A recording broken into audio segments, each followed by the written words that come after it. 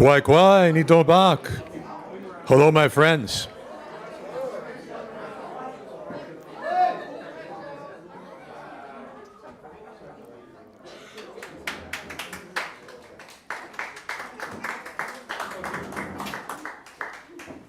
Kwai kwai, nito bak. Hello, my friends. It has become a tradition around the country to acknowledge the original people whose lands we are upon, and I know my friend Tony would have appreciated this. The Saratoga Springs area is part of a wide stretch of lands and waters that were cared for by the Algonquian people known as the Mohican for over 10,000 years. About 1,500 years ago, a group of Iroquoian people, the Kanien'kehá:ka, the Mohawk, migrated to this area.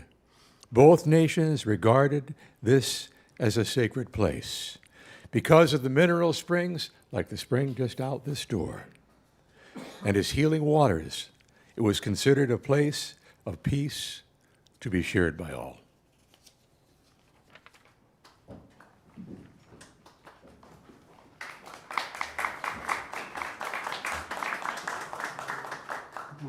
Hey, buddy. Hi, I'm Chris Shaw. I've been playing here at the Café since the 1970s and had the opportunity to tour with Tony for Taylor Guitars all over the country for a couple of years and play with him in every other possible combination that you can possibly remember. And one of the things that I wanted to do emceeing the show this evening was to tell you some of the things that happened on the road, because if you don't hear some of the great things that Tony did on the road, you're wasting your time coming here. I'm telling you that right now. And he took great delight in torturing me, which he was very good at, very good at.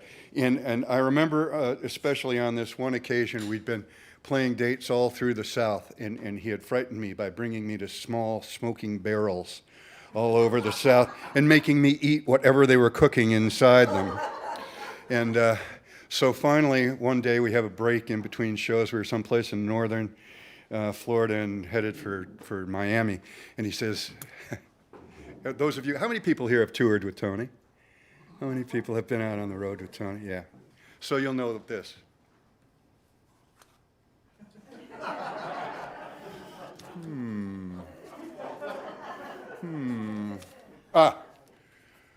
Take a right, Shaw. What? Just take a right. So I take a right, and we go into what looks like the jungle, you know, on this little road. And we drive along. We finally come to Itchitucknee Springs State Park. Now, Itchitucknee Springs State Park has a tubing facility in it. And where's Mike? Mike, are you out there? You're out there. Okay. Did he take you to Itchitucknee Springs? That's a shame, because it's one of the few tubing facilities in Florida. Take a good look at me. Then remember Tony. And picture the two of us walking up to the front stand saying, "We'd like some tubes, please." So sure enough, we jump in the tubes.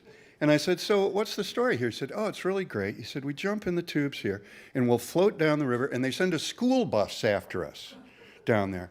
So I get in the water like a fool, and he gets in the water, and we're in these two tubes, and people are like, looking back.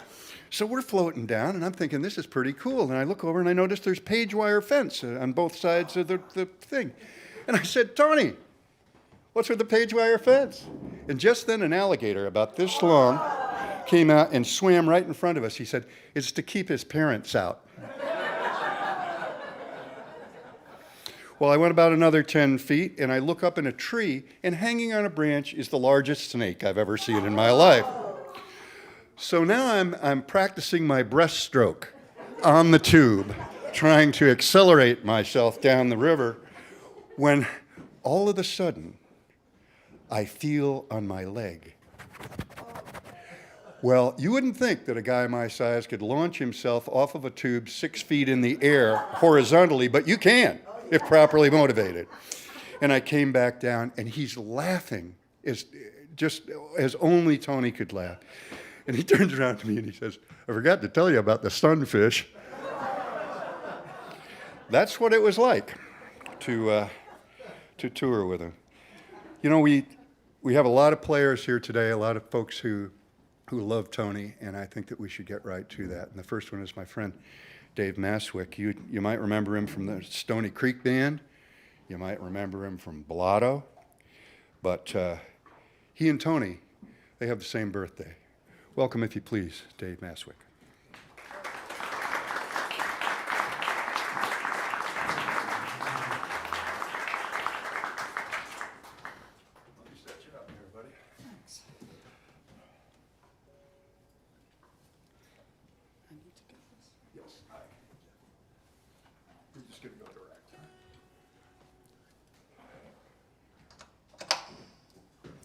Hey, everybody. Thanks for coming. I'm sure Tony would have loved this. As many of you know, the day before yesterday, Friday, was Tony's birthday. And coincidentally, Tony and I are birthday twins. We actually were born on the same day of the same year. And every year we would exchange birthday greetings, wishing each other a happy birthday, and then kind of talking about what our birthday plans might be, what kind of celebration we might have. And as you might imagine, Tony's always, most often, revolved around food of some kind. You know, and some, gourmet delicacy that he was planning. Now, since I didn't get a birthday greeting from him on Friday, I went back and I looked through some old ones, and I did find this. When I asked him what his birthday plans were, he replied, large lobsters will begin perishing in shocking numbers soon. So, need I say more?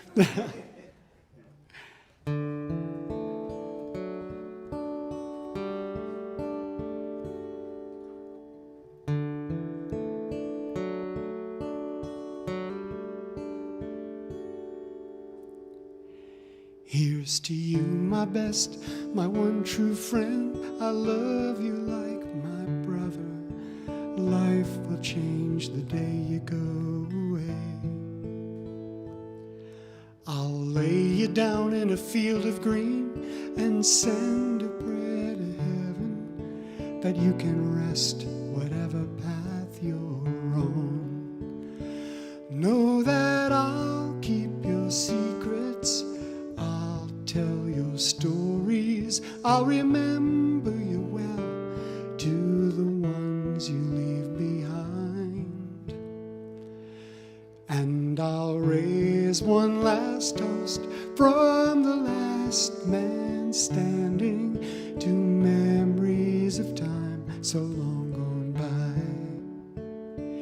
Here's to you, my lass, my one true heart. I've always loved you like no other. My life will change the day you go away. I'll say goodbye with one last kiss, and I'll send a prayer to heaven and mix my tears with flowers in the dirt. Know that I'll keep your secrets, I'll tell your stories, I'll remember you well to the ones you leave behind. And I'll raise one last toast from the last man standing to memories of time so long gone by. Here's to all I know and those I don't, and all you strangers on the highway. Someone's life will change forever the day you go away. And they'll lay you down in a field of green and send a prayer to heaven that you find peace whatever path you're on. That you find peace whatever path you're on. Know that I'll keep your secrets, I'll tell your stories, I'll remember you well to the ones you leave behind.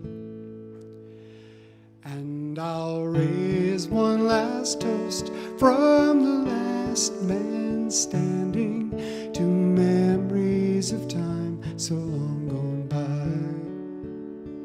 To memories of time so long gone by.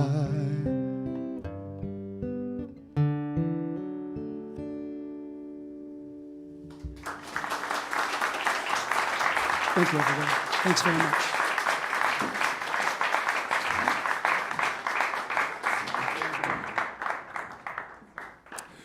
Well, I have the pleasure of introducing a dear friend of mine and probably the best friend of acoustic music in this part of the world on the airwaves. She's been a friend of Tony's for as long as she's been a friend of mine, pretty much. And we welcome her here tonight, or this afternoon, Wanda Fisher.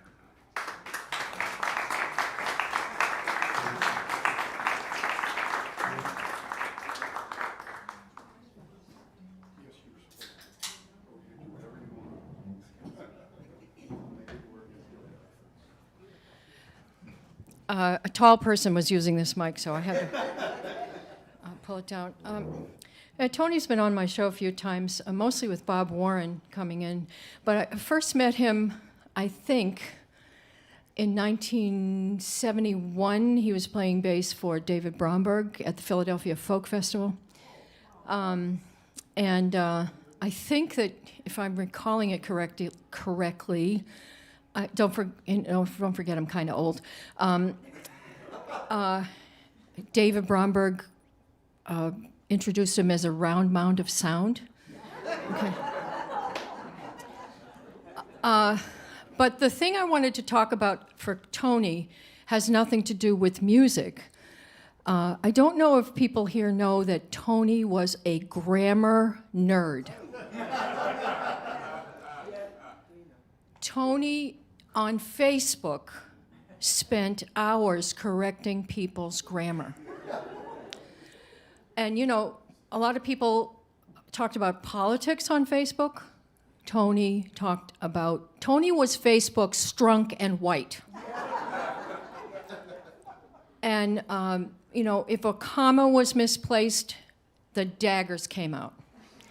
So I very much appreciated this, and Tony had volunteered to proofread my next novel, which is not done yet, and I'm sorry that he didn't get the opportunity to do that. So I'm going to sing this little song, and it's not really as much for Tony as it is for everybody in this room. We rise for the new morning, eyes on the sand, and walk into the glory of this land. Stand strong for our children, work hard for our sins, but Lord, shall we remember where we've been? We praise all of his glory, eyes on the sky, and pray for our salvation, though we'll die. Swear up from our faith we'll dare never to run, but Lord, shall we remember all we've done? But Lord, shall we remember all we've done? Think about it, folks.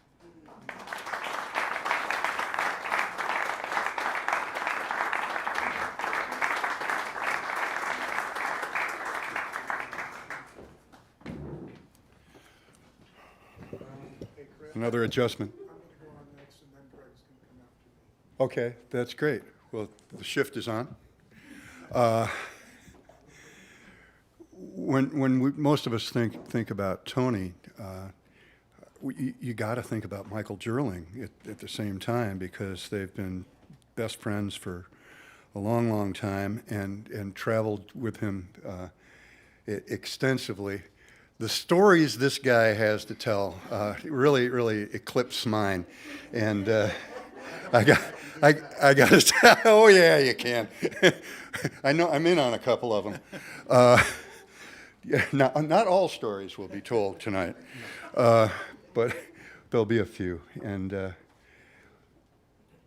Michael is such an integral part of the cafe and of music in this area, and so closely linked to our friend. I'm pleased to present to you now Michael Jerling. Thank you, Chris.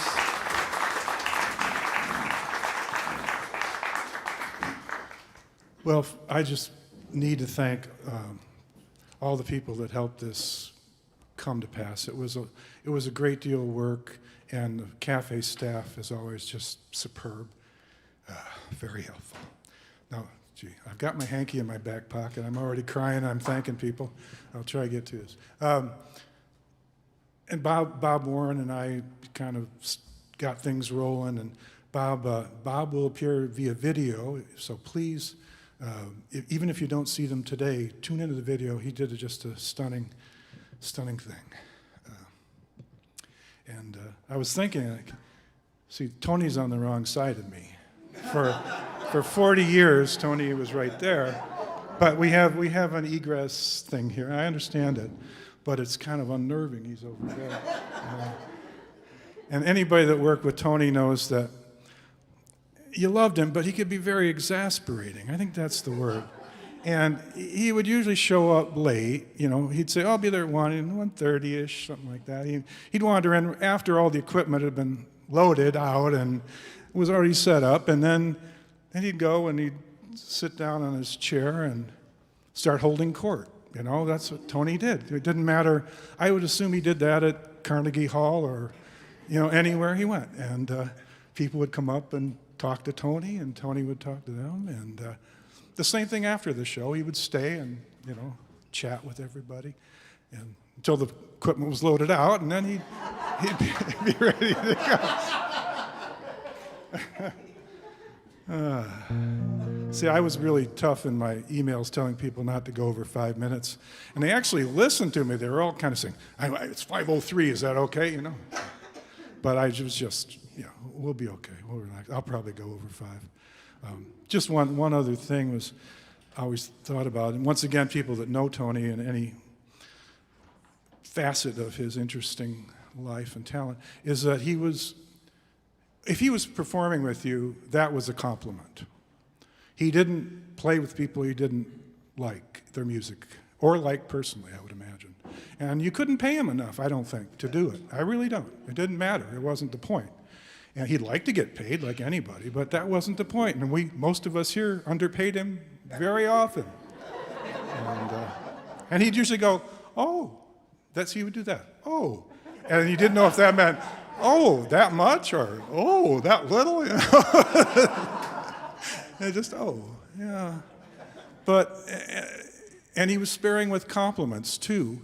As I said, if he was working with you and he was learning all your crazy songs and weird things, you knew he liked it and he was putting all that time in. But he would rarely say anything about it. And some people commented that he would do this little wink thing sometimes on stage if you did well on a song. And Tony would sometimes, it might be 5 years after we wrote it and recorded it, and then he'd, you know, after, say, you know, that's a good song. Thank you, Tony. Yeah. I'm glad you like it. And so I'm going to do a song that he kind of liked right away, which was nice. It's called In Lieu of Flowers. See if I can get through it.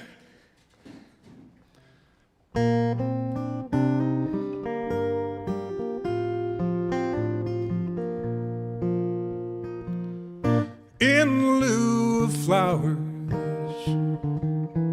the family requests your thoughts and prayers for eternal rest.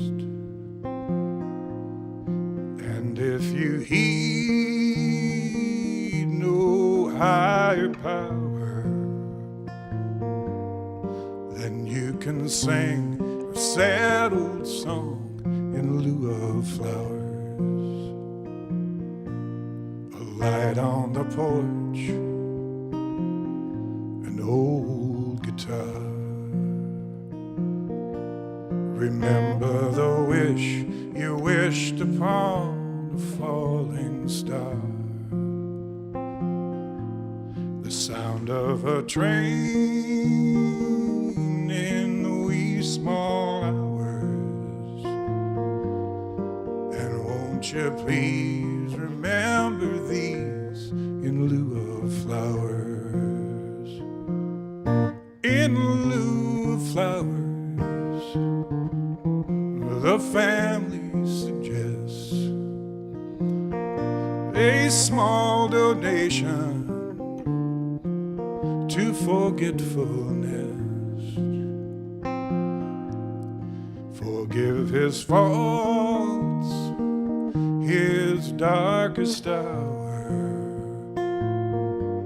Remember some kindness he has done in lieu of flowers.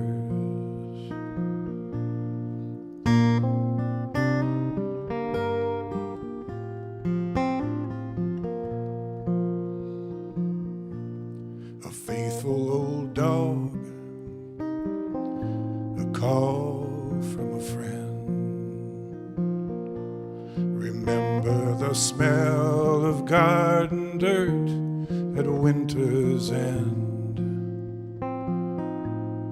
Life passes through like a summer shower. And won't you please remember this in lieu of flowers? In lieu of flowers, the deceased might suggest. Tell her you love her, clean up that mess. And if you heed no higher power, then you can sing a sad old song in lieu of flowers. Then you can sing a sad old song in lieu of flowers. Thank you very much.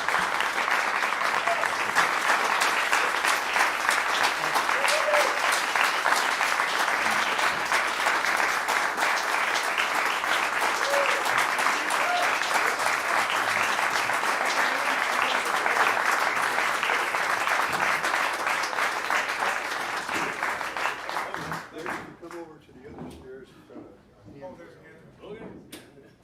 Whatever you say.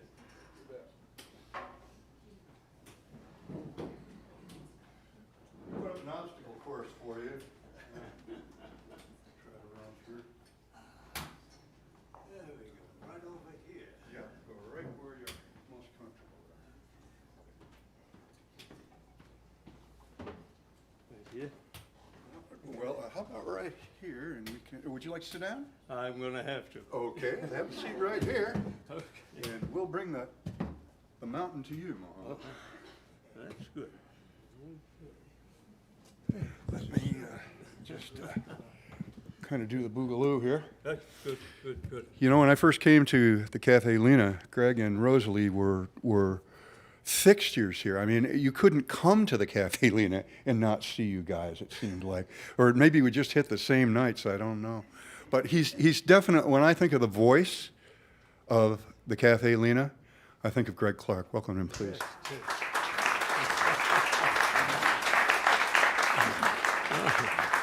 That's pretty nice of him to say anyway, but at any rate, here we go for Tony. I'm just going to sing a couple songs I like it to sing at the pubs, which we don't do much anymore. This is called Cushy Butterfield. As a broken-hearted Gilman and as overhead in love with a young lass from Gateshead, they calls her mid-dove. Her name is Cushy Butterfield, and she sells yellow clay. Her cousin's a muckman, they calls him Tom Gray. She's a big lass and a bonny lass, and she loves her beer, and her name is Cushy Butterfield, and I wish her were here. You'll find her down at Sandgate when the fresh fish comes in. She's like a bag full of sawdust tied round with a string, and she wears big yellow welly bobs, and her stockings once was white. Her petticoats are lilac, her hat's never striped. She's a big lass and a bonny lass, and she loves her beer, and her name is Cushy Butterfield, and I wish her were here. Her eyes is like two holes in a blanket burnt through, and her breath in the morning would spine a young cow. And when I hear her bellering, will you buy any clay? Like the Candyman's trumpet steals my heart away. She's a big lass and a bonny lass, and she loves her beer, and her name is Cushy Butterfield, and I wish her were here. So she sells balls of clay from an old burlap sack, and she wears yellow blouses cut low, front and back. And when she jumps about a bit, boy, you're in for a treat, 'cause it's just like two little lads fighting under a sheet. She's a big lass and a bonny lass, and she loves the beer. And her name is Cushy Butterfield, and I wish her were here. So I asked her for to marry me, and she started to laugh. She says, none of your monkey tricks, for her life's no such chaff. Then she starts in the blubber, she roars like a bull. All the chaps on the quay thinks I's not but a fool. She's a big lass and a bonny lass, and she loves a beer. And her name is Cushy Butterfield, and I wish her were here. She says a bloke what gets him must work hard every day. And when he comes home from work, he must going to get clay. And while he's away... Thank you. While he's away singing, she'll make bowls and sing. Well may the keel row up, my laddies, in. She's a big lass and a bonny lass, and she loves a beer. And her name is Cushy Butterfield, and I wish her were here.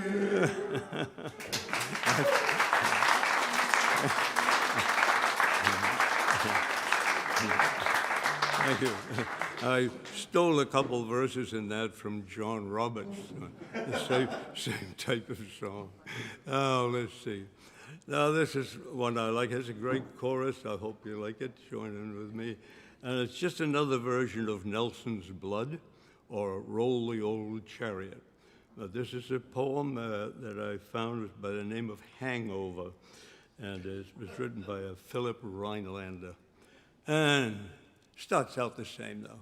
A little bit of whiskey won't do me any harm. A little bit of whiskey won't do us any harm. Oh, just a little bit of whiskey won't do us any harm. And we'll all hang on behind.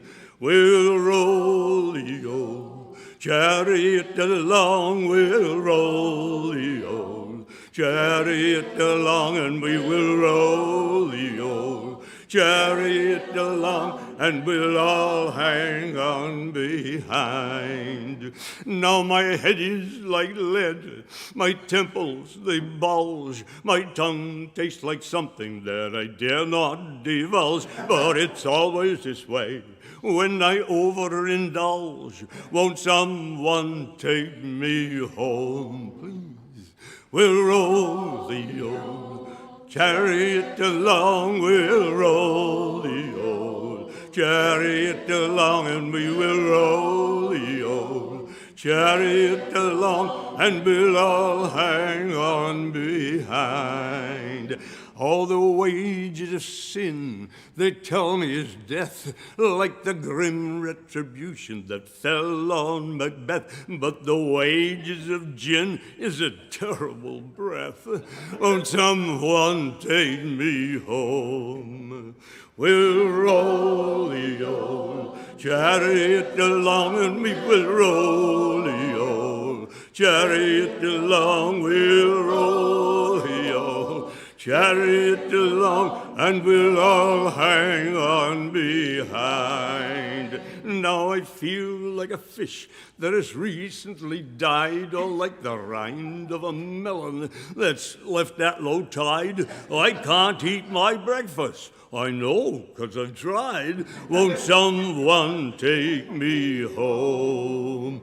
We'll roll the old chariot along, we'll roll the old chariot along, we'll roll the old chariot along, and we'll all hang on behind. But a nip of the dog that bit me won't do me any harm. A nip of the dog that bit me won't do me any harm. Just a nip of the dog that bit me won't do me any harm. And we'll all hang on behind. We'll roll the old chariot along. We'll roll the old chariot along. We'll roll the old chariot along, and we'll all hang on behind. We'll roll the old chariot along, we'll roll the old chariot along, we'll roll the old chariot along, and we'll all hang on behind. Take care, Tony. Good night.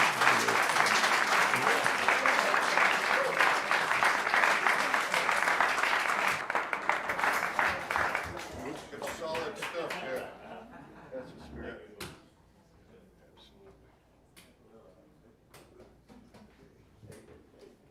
Greg Clark, ladies and gentlemen.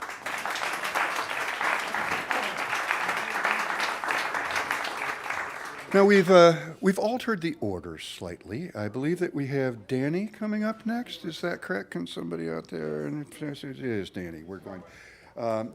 Danny is going to come and really treat us to something about Tony that that a lot of people, I guess, don't know. He was such a fan of Cajun lifestyle and Cajun music, and so familiar with it. That's how Steve Riley and the Playboys wound up on my record, because Tony knew him when he was co-producing it. And I'm so glad to have this culture represented at this, because it was such a big part of Tony's life. Please welcome Danny Wetchell.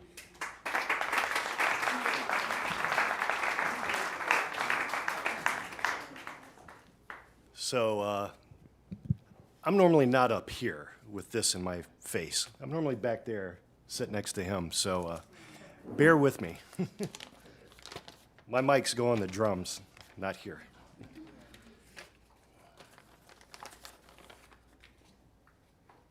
Also didn't have these 20 years ago when I met him.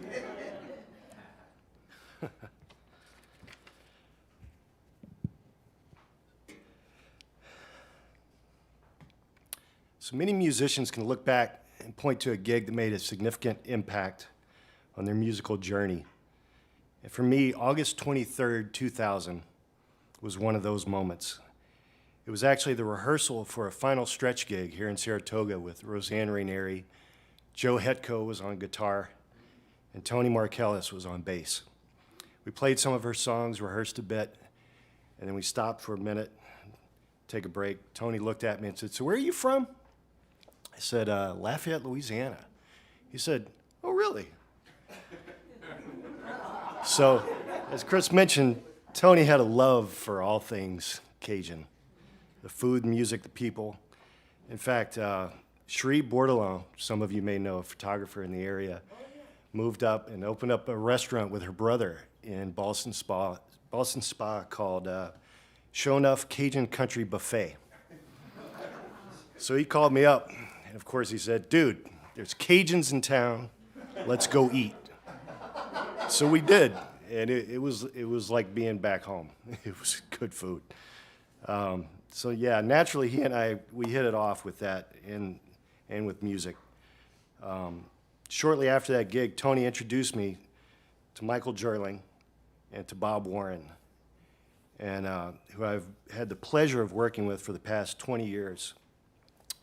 Playing Michael and Bob's music in the studio and at gigs on this stage and others has been a highlight of my journey, and the common thread was that man right there.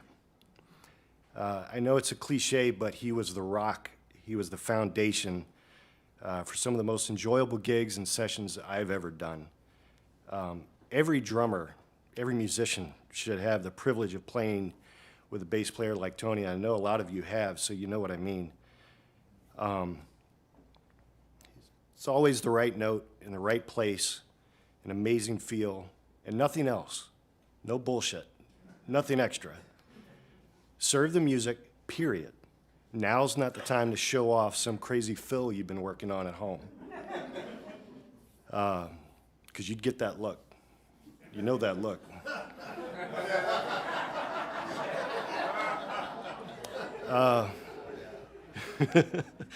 Tony helped me to appreciate a simple groove played well, and I'm reminded of that every time I listen to the Bat and Kill on the way over here, one of Bob's songs, and I was reminded of that. You just keep it simple, and play it like you mean it. It wasn't just his email address.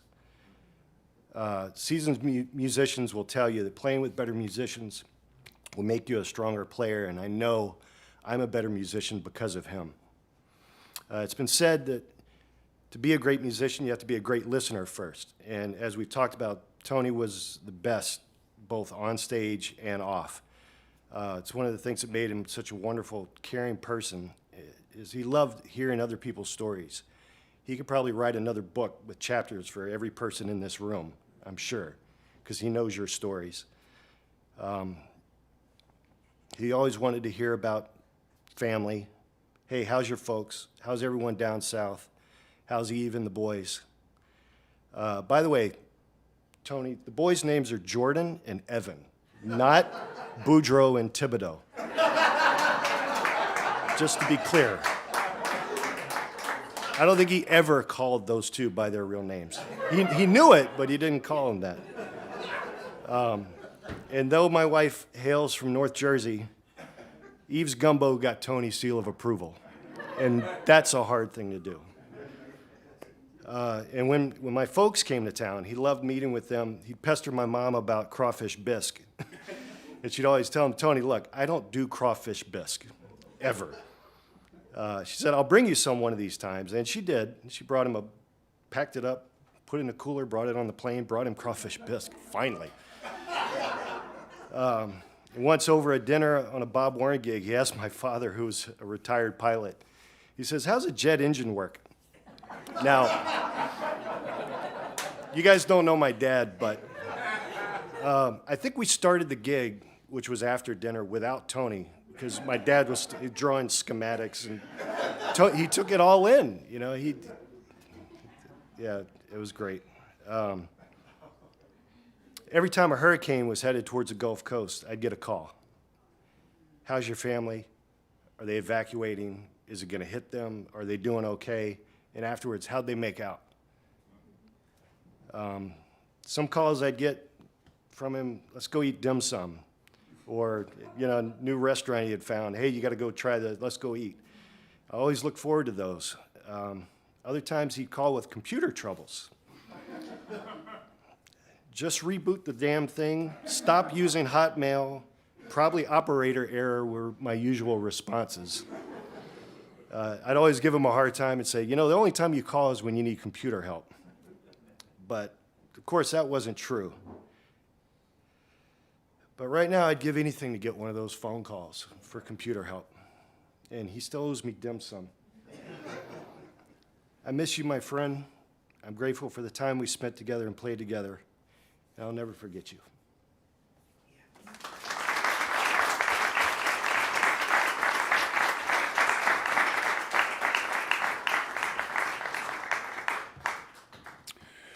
Well, time to go back to the list. Let's see. Oh, anybody hungry? No. Well, David Patnode is coming up next. You may know him from music. You may know him from the Mouzon House. It's really a wonderful place, and David has opened it up to some very fine musicians. And if you haven't had the opportunity to go and enjoy yourself there, I strongly suggest that you take that opportunity. And David is coming to us here this evening with some members of his family. So I would like to introduce them now. The family Patnode.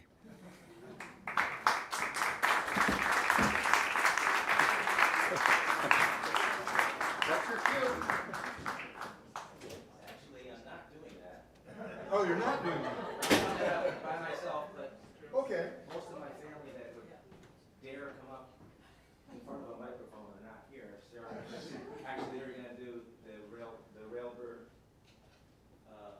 band is going to do a video later. But I you know, figured I'd come up and thanks to say a few words, maybe sing one song. Thank you so much, Chris. You want to go direct? I can stay right. Plug in? Work right. Oh yeah, I could plug in. Yeah. Sorry, guys. This is,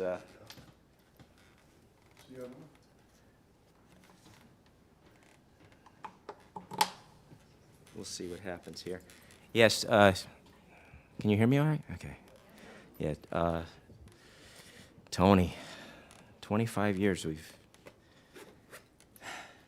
known each other, and it's amazing. He obviously liked my food, which was basically Southern cooking. So it's one of those things where, and I think he liked my gumbo. Every once in a while, he'd have something to say about it, but that was Tony, right? Got these tiny little harmonicas. Ever see something like that? So I'm gonna put both keys, the in and the out key. How's that? Yeah, could hurt myself, right? Tony. He played in my band, which was, I think he thought it was very it was kind of funny that he very amused, to say the least. But he could really hold it down, boy, I'll tell you. He was something else. I'm gonna do a tune. It's a very old tune. It probably was sung here a few times. Yeah. There it is.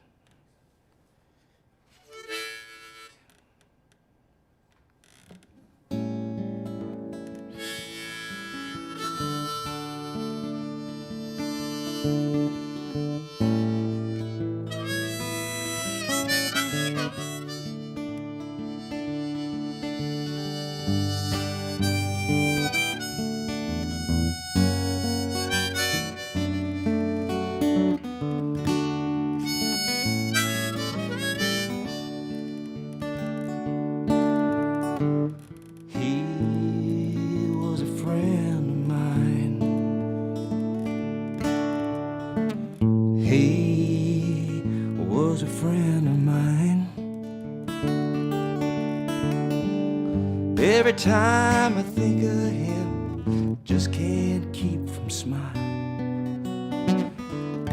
He was a friend of mine. He lived down the road. He was always on the road. Just kept on moving, never could be told. He was a friend of mine.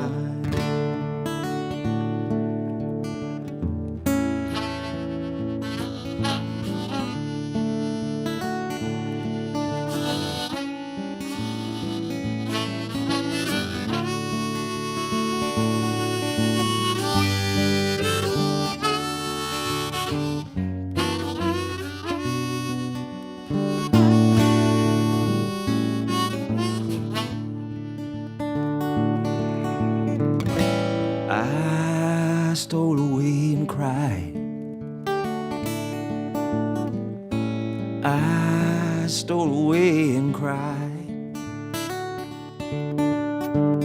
Never had any money, but I'm always satisfied. He was a friend of mine.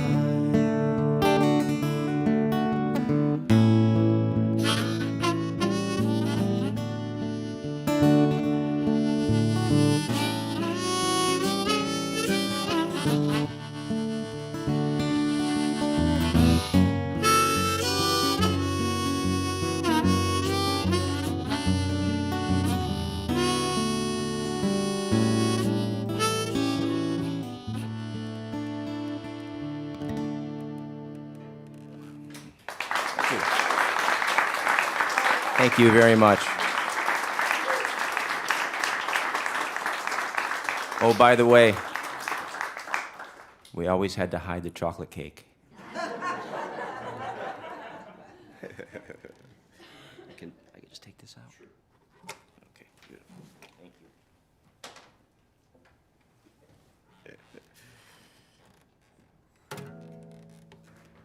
Got it?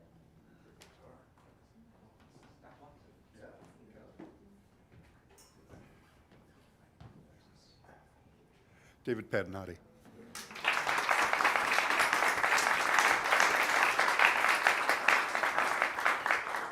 Well, Andy and Ben are going to come up here next and entertain us. They've played with Tony with the Joe Henley band, and it was interesting because while we were doing the sound check up here before, the last time that they played with Tony was exactly a year ago today. So they're going to come up here. It's going to take us a minute because there's two of them. It's going to take us a second for folks to get set up. So we'll be right back with you.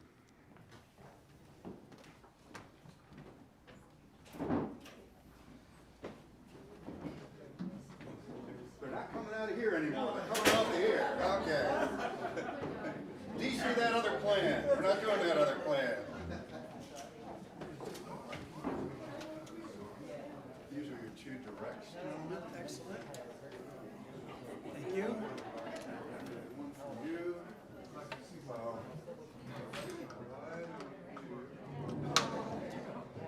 That's okay. You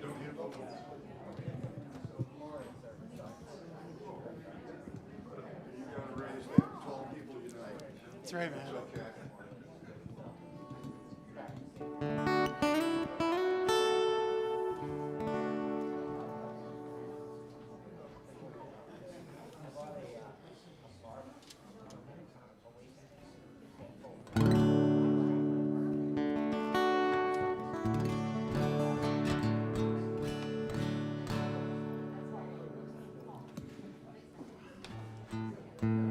Well, it would only be appropriate if my low E string was just ever so slightly not quite in tune with Tony and kind of stepping on him a little bit. That would be just about perfect. And if I spaced a lyric, that would also be pretty par for the course.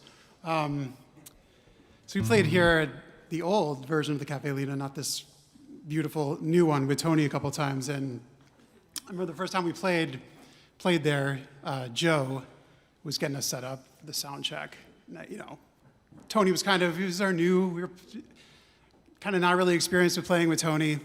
And they had this wonderful little, like, for example, I was thinking about this picture. I could see Tony saying, Joe, if you moved my picture over just a little bit, the light would just be, a little bit more on it. And Joe would say, it's fine, Tony. It's exactly where it should be. And they would have this little back and forth. It was just wonderful that only people who have known each other for a very long time. Because if he had said it to me, I would be like, well, of course we're going to just move, not anymore, not having known him so long, but of course I'm going to move your picture right over, Talk about like Bob and Michael, they would, carry your own damn amp up the stairs. Ben and I would be like, wow, I'm so happy to carry Tony's amp up the stairs. This is great. He knew those things and wasn't, he wasn't afraid to exploit them when he needed to. So yes, it's true. 1 year ago today was the last time we played with Tony. It's also the last time I saw Tony. And it was this little, friend of mine owns a little store in Schenectady. Mostly we're doing as a favor, just like a pandemic, like let's just get out of the house and do something. He saw it on our schedule, said, hey, do you want some low end on that? I'm thinking like this is like a free gift. Like I actually tried to talk him out of it, and he no, it's I'm happy to do it. Great. So and this is kind of makes sense because Michael and I were joking the other day. I said, we're going to do Tony proud. This event's going to be great. And he said, yes. He said, Tony will be there in spirit. And he said, well, actually, Tony's spirit would never show up. Would never show up at anything that started at noon. But so I thought that when we played with him 1 year ago, I thought it was about.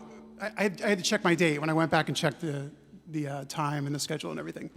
We played that gig 12 to 2, and he showed up. So We must have been true friends, right?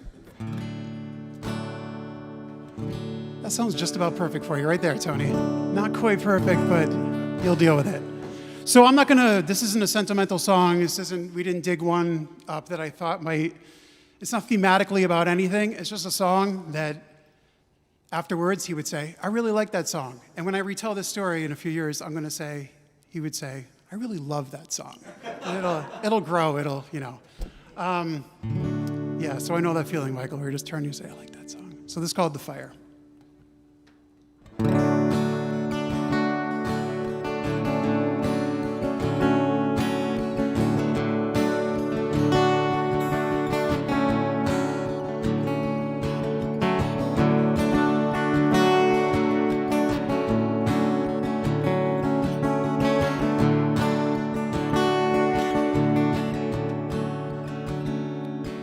I was standing about a mile outside of nowhere in the place we used to meet.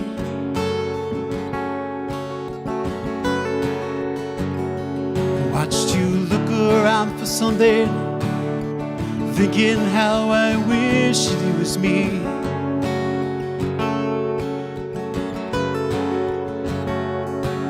When you finally found me, I was dying underneath January rain.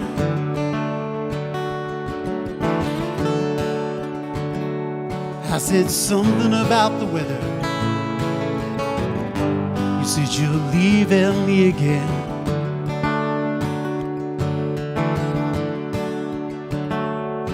I said I'm going back to finish my degree. I'm getting old for rock and roll.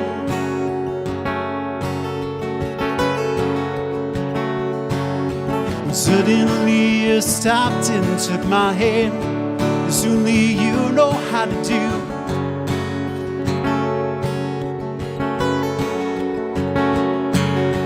You know I could not help myself. I listened to the silence in your eyes.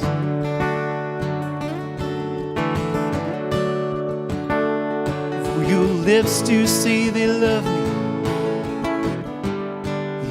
if it was a lie.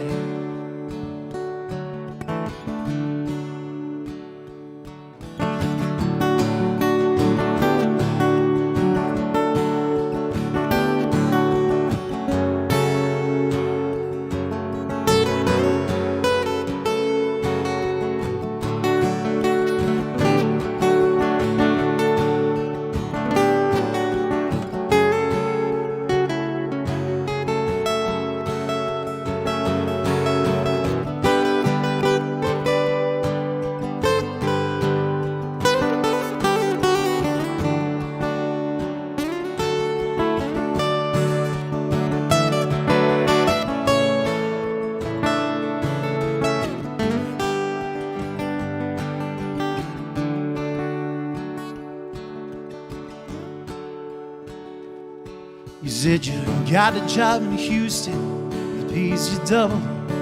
You'd be foolish not to go.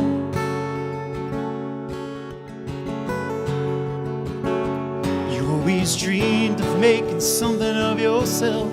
I always dreamed of pots of gold.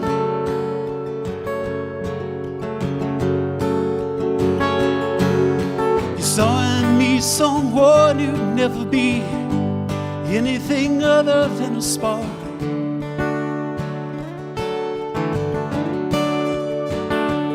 You were looking for a fire. I was clinging to the dark.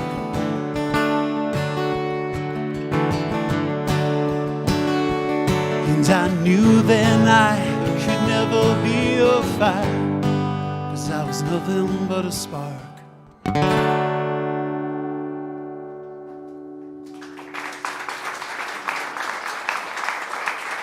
Thank you.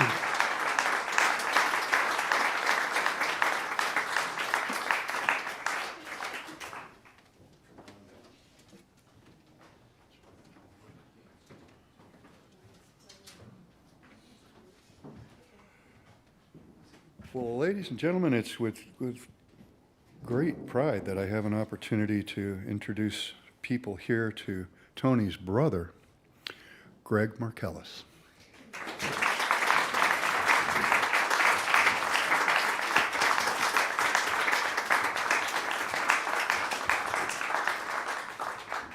Well, thank you so much. I'm not used to public events like my brother was, but I'll try to do my best. Thank you so much for all being part of Tony's celebration of life here. I'm asked to fill in a little bit about Tony's early years before his arrival in Saratoga. Tony was born in Helena, Montana, and grew up a typical Western kid, and like most of his neighborhood boys, we were out after breakfast and told to be home by dinner. So we created daily games and adventures which taught us camaraderie and creativity and independence, though we frequently came up with what Tony called stupid boy ideas. And these are all Tony's ideas. Let's go catch bats with fishing nets. Let's go dig tunnels under the county road, which we did for days until they collapsed. And Tony's classic, let's go jump on the ice to prove it was thick enough to skate on. And luckily our neighborhood boy, Matt Cooper, pulled Tony out from under the ice. Tony was a great big brother and always included me. I'll never forget that he taught me how to ride a bike. He said, "Stay upright, steer, pedal," as he got me started down a hill, and he never showed me how to brake. Years later, we were laughing over this memory, and I asked him if it was an oversight or an attempted murder. And his chuckle and well-timed pause still leaves me undecided. So Tony started playing bass in the 3rd grade and continued for about 60 years.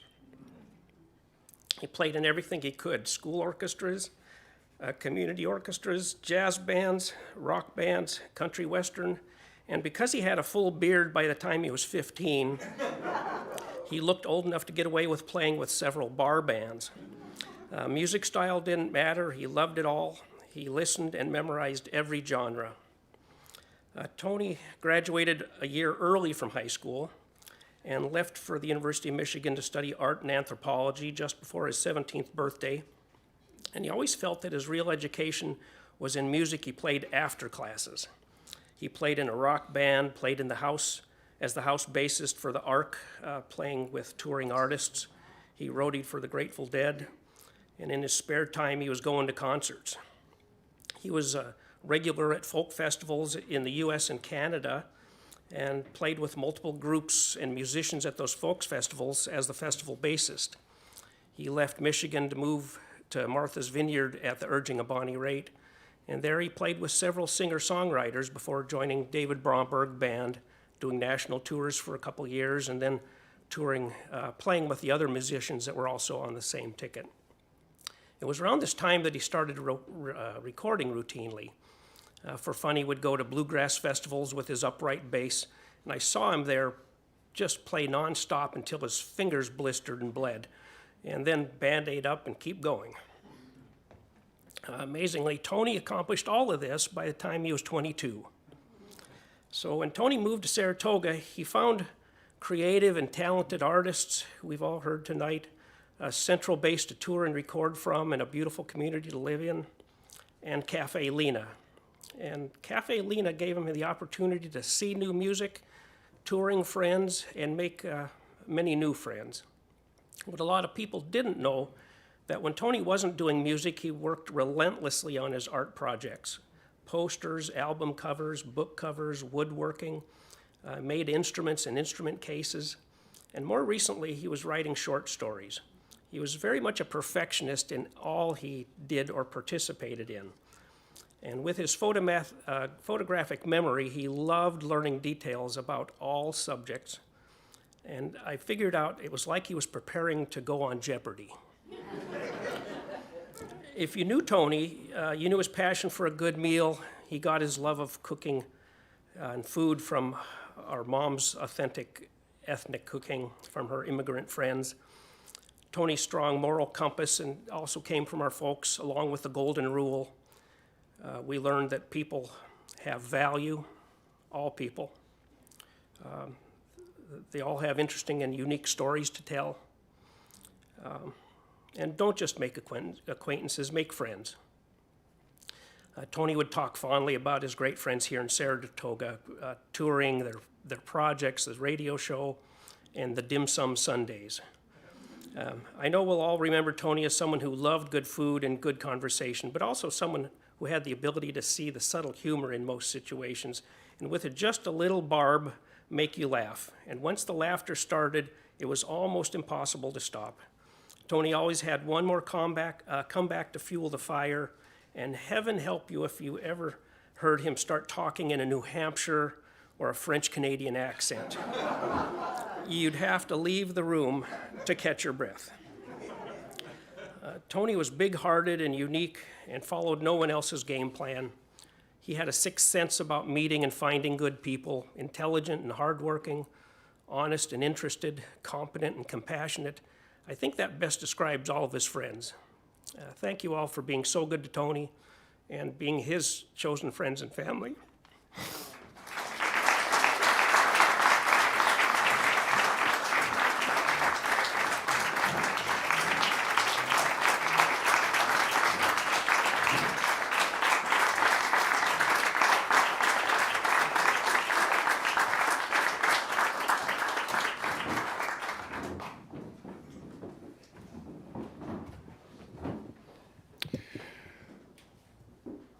Thank you for that. That was wonderful.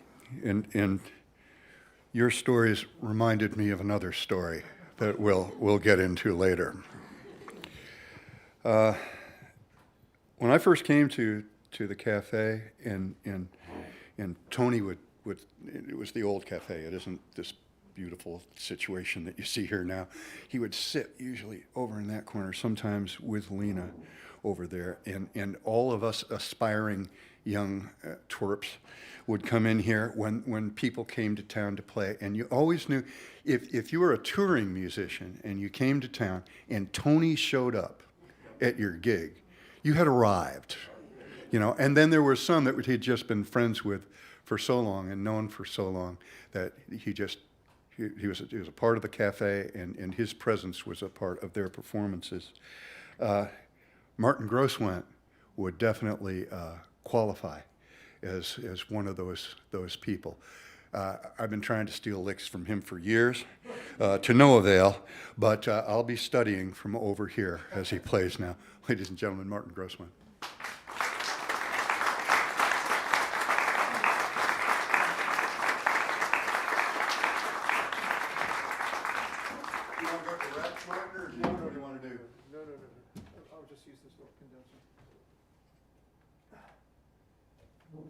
You've got to raise your bar, you know. I do, huh? Yeah. I don't know. I think I did pretty well. Oh, I think I'll take this off. Yeah. Why not? Yeah, I know. Put it back on.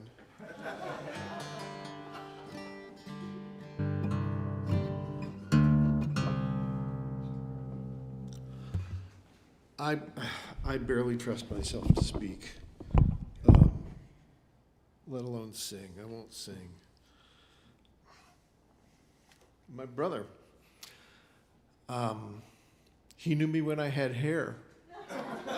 I think we were friends. We're still friends. We've been friends for 50 years, and I miss you terribly already. Everybody talks about the great meals they've had with Tony. I had one of the worst meals of my life.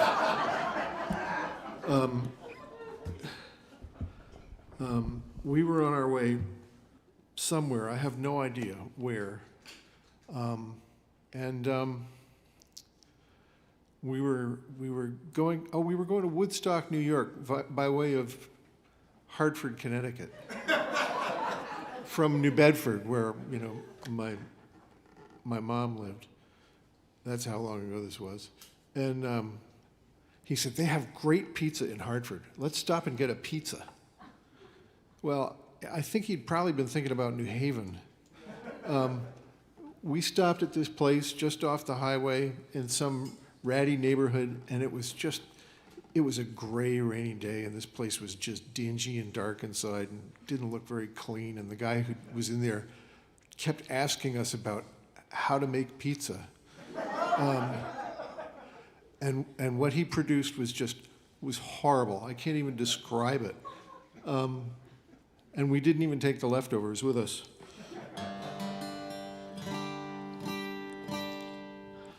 Oh, God, what a world. It's vibrating air molecules make us create things in our brain after coming in through our ears, and there are people in it like him. He's just, there was no one else like him. I wrote this for Jim Ringer about 30 years ago, and I've played it for a lot of friends since then. It's called "The Good Times Are Killing Me," which was the motto of the great Cajun accordion player Nathan Abshire, who kept the dump in Basile, Louisiana for many, many years. It seemed to fit.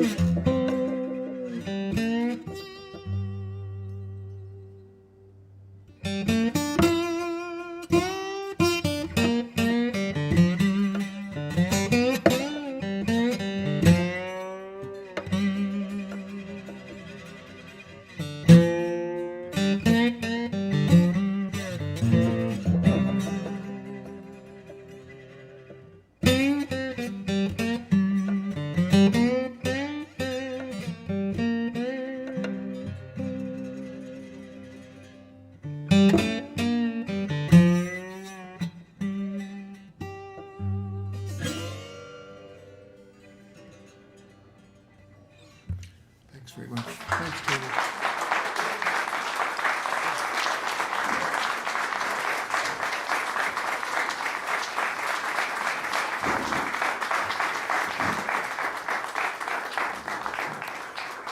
Martin Grosswendt. Next up, we have Mark and Jill. Are you out there or are you in the back? Where? You're right over there. Okay, that's good. We'll get them started over here. I I'm going to give just a little short thing here. Greg reminded me of a trip. When I left Itchituckney Springs, with nothing but my pride was not intact. That's certainly. We were attacked by fire ants in the parking lot. So then Tony says, well, to hell with this place. Let's go to Miami. I said, okay. He said, have you ever been to Miami? I said, no, I haven't been to Miami. He said, well, I'm going to take you to a place called South Beach. You're going to love it. I'm from Lake George, New York. I'd never seen anything like South Beach, I can tell you that. And he took me he said, I'm going to take you to a Greek restaurant. So we drove down between the yachts and these amazing homes, and we drive between two of these mansions, and we come out to this parking lot, this blacktop parking lot. And there's this little old Greek guy with a spit with a whole animal on it that he's turning slowly over a fire in front of a Greek restaurant. So Tony jumps out of the car like it's Christmas, runs over, says something to him in Greek, and comes back with a chunk of the animal in his hand and says, here, Chris, this is for you. I said, gee, thanks. What is it? And he said, just eat it. I said, you know, I've been your friend too long to fall for that one. I'm not going to do it. I said, well, it kind of looks like a sheep. He said, well, you're close. It's goat. And I took a big bite, and I thought it was absolutely delicious. And to this very day, every time that I go to Florida, I look for that restaurant, and I can't find it. But I know that the guy with his goat isn't going to be there, so it's just not going to be the same.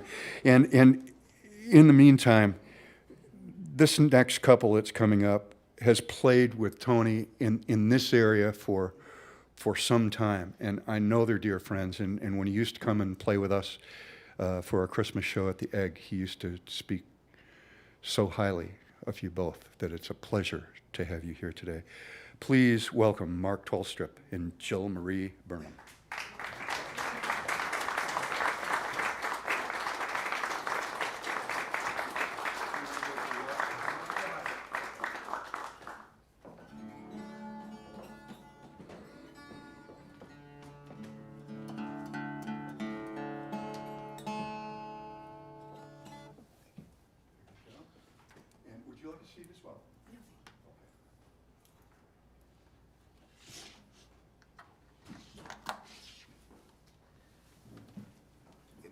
It's great to hear all these stories about Tony.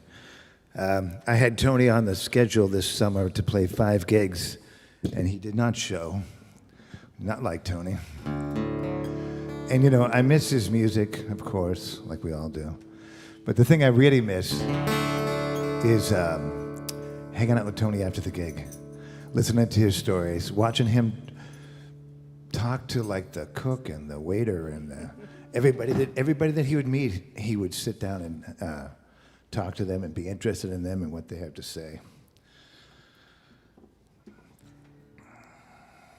I'm just going to play this song. This is a song I wrote right across the street and recorded with Tony some years ago.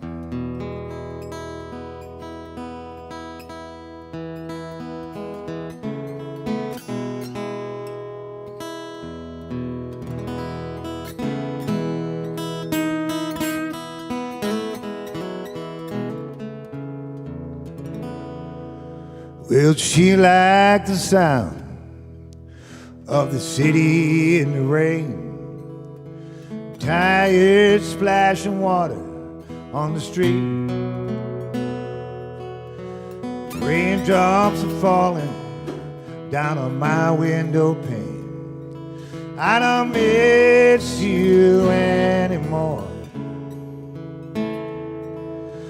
Driving in the rain down Union Avenue, I was drawn by neon light, but the sign said, sorry, we're closed, come again. I don't miss you anymore. I don't miss the way that you wore your hair. I don't miss the way that you smile. I don't miss the way that you call my name. Except every once in a while.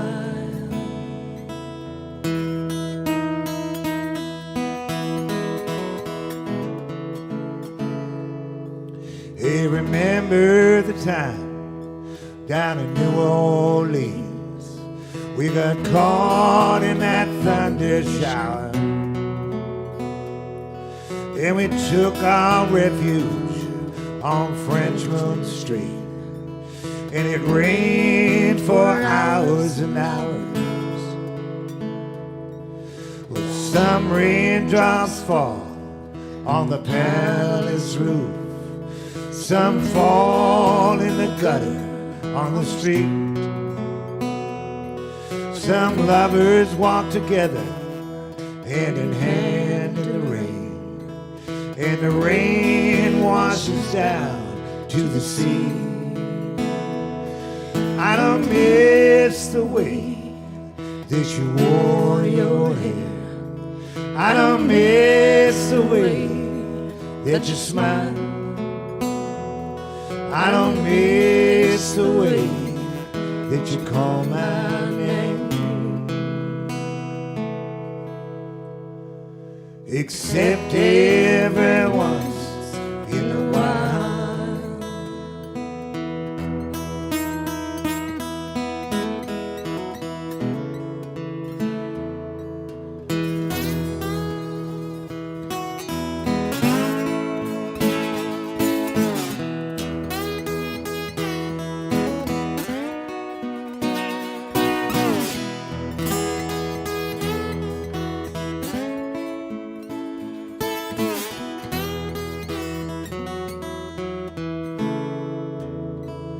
Yeah, well, I don't mind the weather. I'm driving in the rain, says me, down Union Avenue. Turn off my radio. Sometimes you gotta hold on just as tight as you can, and sometimes you just have to let go. And I don't mind the weather, I don't mind the rain, I don't mind the idle hour, but I don't mind the Sunday dinners alone, except every once in a while. I don't miss the way that you wore your hair. I don't miss the way that you smile. I don't miss the way that you call my name.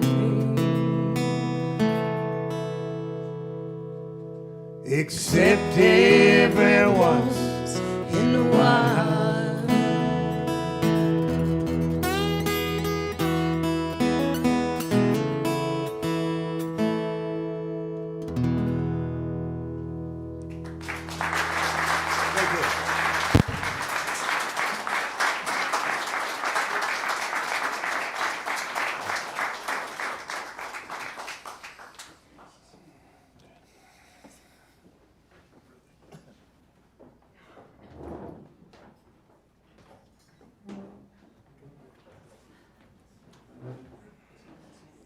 Well, next we have Beatrice. You're going to be coming up and speaking with us. And now I know why he did this. This is really good. We know you from Deja Vu Jazz, don't we?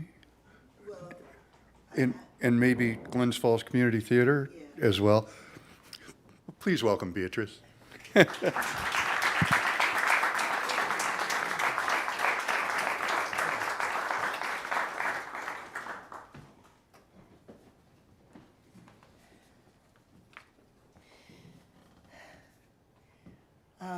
was mentioned that Tony was a language police.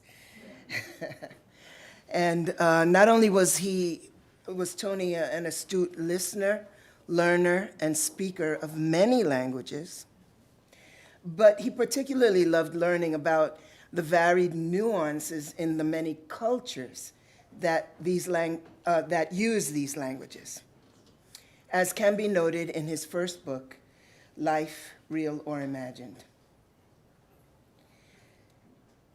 Of course, I met Tony as a musician, principally with the Bob Warren Trio. But our friendship and conversations developed around the Spanish language, and he was always eager to practice, speak, and write in Spanish. We would also enjoy some of the blasphemous and audaciously graphic idioms in curses and street language. He would often just stop and say, "You know what I heard in New York City?" You know, and he was keen enough to know the distinction between, let's say, a Dominican or a Puerto Rican. He had a fine, fine ear. I've chosen excerpts from a song entitled Sombras, Shadows, which is rich in imagery, as is his writing. The lyrics convey the following: when you have gone, shadows will envelop me. I'll be alone with my pain. I'll remember the idol of those blue hours. My arms will seek you, and my mouth will kiss you, and I'll breathe in the scent of roses. When you have gone, shadows will envelop me. Now, this is an excerpt of the song, but I was told to stay to 5 minutes, so. Can somebody give me a D sharp? Anybody? Thank you. Cuando tú te hayas ido, me envolverán las sombras. Cuando tú te hayas ido, con mi dolor a solas, evocaré ese idilio de esas azules horas. Cuando tú te hayas ido, me envolverán las sombras. Te buscarán mis brazos, te besará mi boca y aspiraré en el aire aquel olor a rosas. Cuando tú te hayas ido, me envolverán las sombras.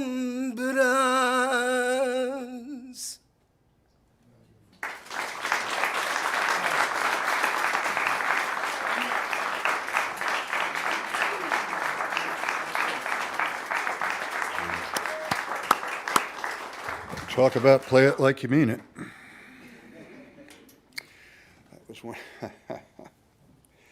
Well, now we have two of my dearest friends, and we all played with Tony for a long time in so many different combinations that I'm not going to go into it here. But if you're a friend of the Café, you're definitely a friend of John and Trish's. Welcome.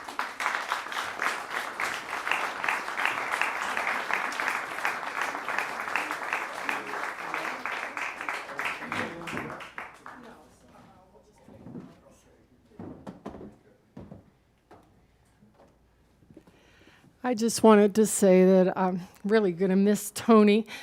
One of John's students one time was mentioning that she did follow the Trey Anastasio band, but she was always on the Tony tour. I thought that was great. That made sense to me.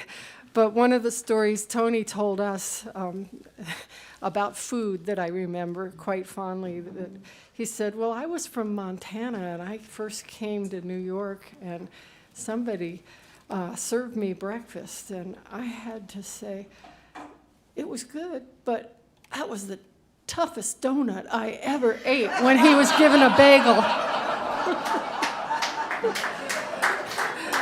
A New York bagel, yum.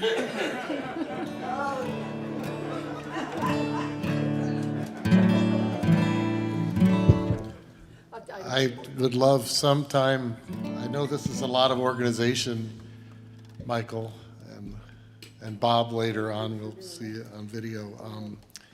But it'd be really wonderful to get everybody in this room in a great big circle, and I think the party would go on for several days, and we'd never run short of stories and remembrances.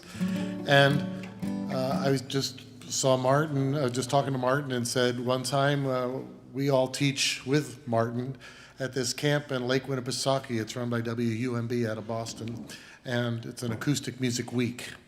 And there's 2 weeks that they hold in the summer, and we were on the Wednesday night of the camp, the instructors all go out to dinner together, and there was one summer, Martin and I spent that whole evening telling Tony stories to each other. It was really special, and I have just one, and I'll try and make it very brief. Some of you know a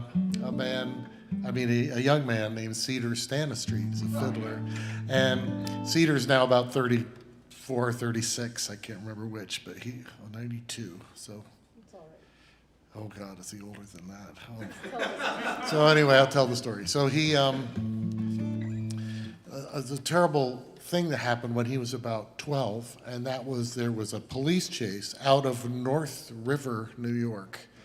A car chase where the police were chasing this guy, and he was coming right down into Weavertown, down this hill, going southeast, and there was a Christmas gathering going on, and just as Cedar's mom and his brother and sister, they backed out of their parking place, and this guy creamed into them, and terrible. And Cedar, I think they had to revive him in the ambulance a couple times, and he got to the hospital, and he was in a coma, but everybody else in the family is okay. The drunk fellow who they were chasing 90 miles an hour, whose car flipped and flipped and flipped, not a scratch on him, of course, and how that works out.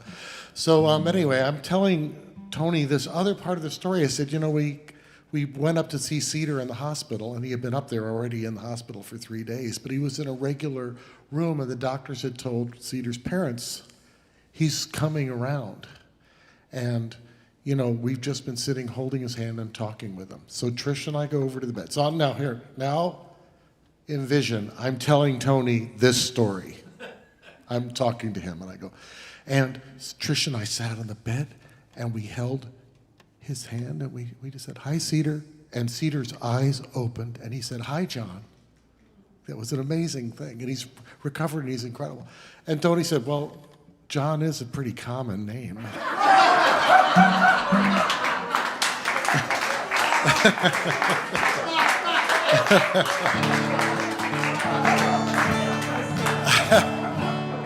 But he could also be very, very sentimental about things. He never missed Trish and I do a lessons in carol service at Episcopal Church in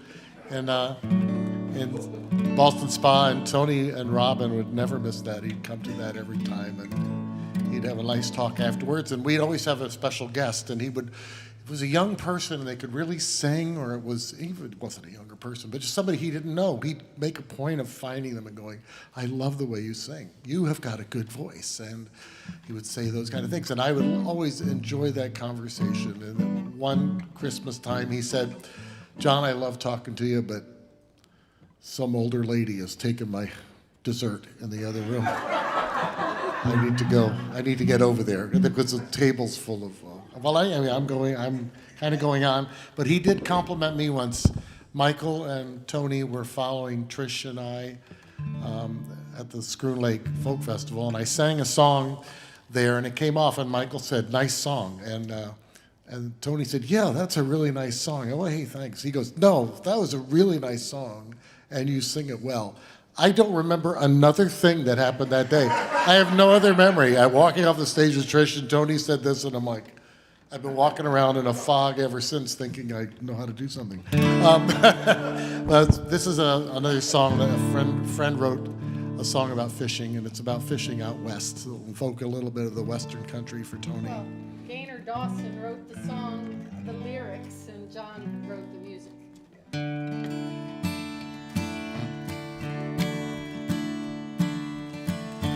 Nothing stirs this soul of mine like a mountain breeze and the smell of pine. It takes me back to the lofty trees and the cold water of the Little Natchez,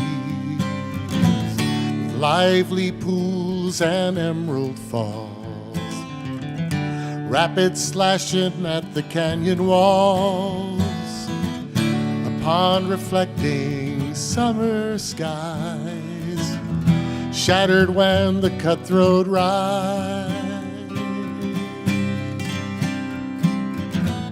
Some of the best days I ever had were days spent with my brother and dad, chasing memories with a rod and reel, saving the best in a wicker creel, releasing the little ones back to the stream so they could fulfill tomorrow's dream.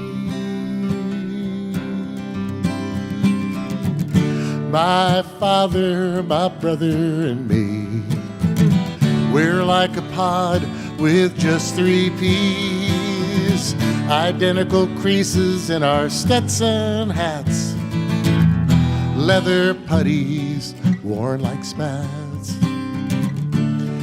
canvas pants and wool plaid shirts, stained throughout, frayed with dirt, gentle souls in hardened cases, with all-day smiles on sunburned faces.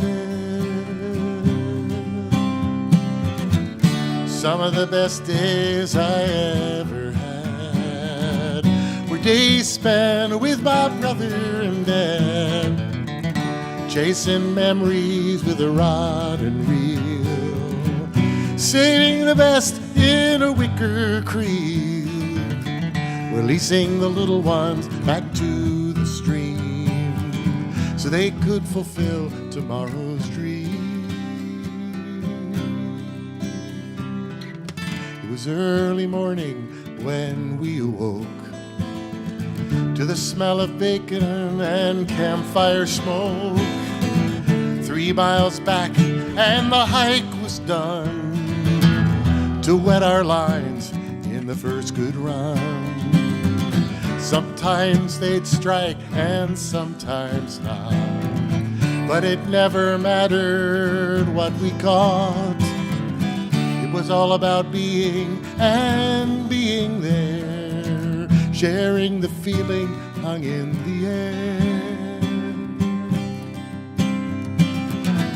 Some of the best days I ever had were days spent with my brother and dad, chasing memories with a rod and reel, saving the best in a wicker creel, releasing the little ones back to the stream so they could fulfill tomorrow's dream.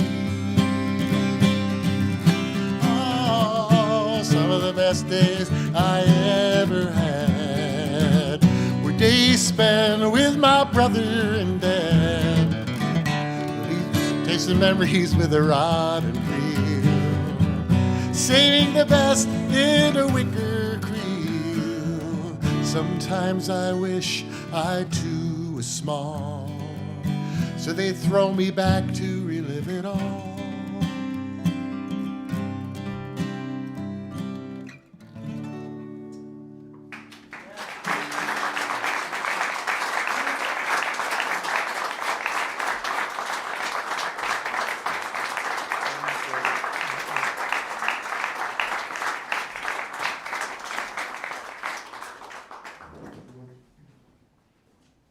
and gentlemen, once more, Joe Bruchak.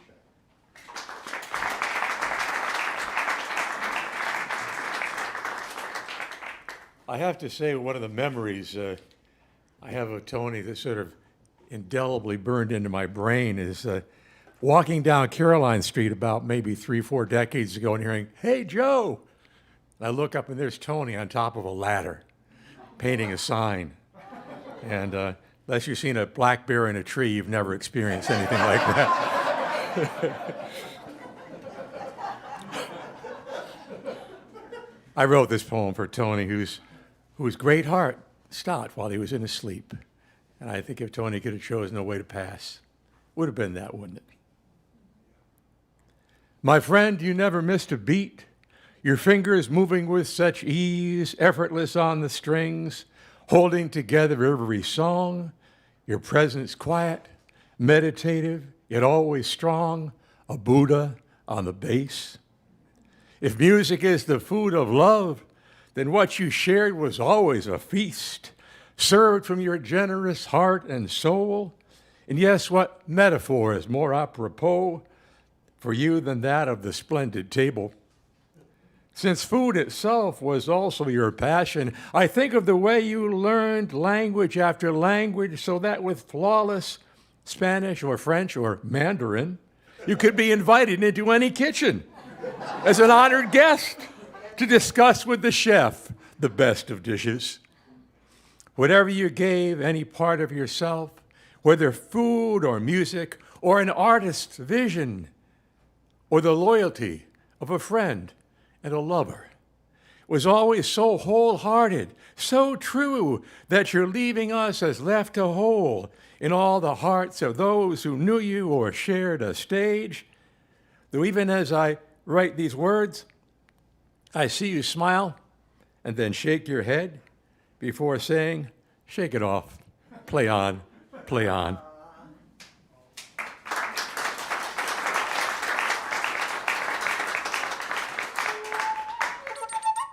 I wanted to also share a little flute music with you. In the Abenaki language, whenever animal, a bird, a fish gives it to you, you always say, "May you swim on, may you play on, may you climb on." And I'd say to Tony, "Alimento," indeed, alimento, may you play on.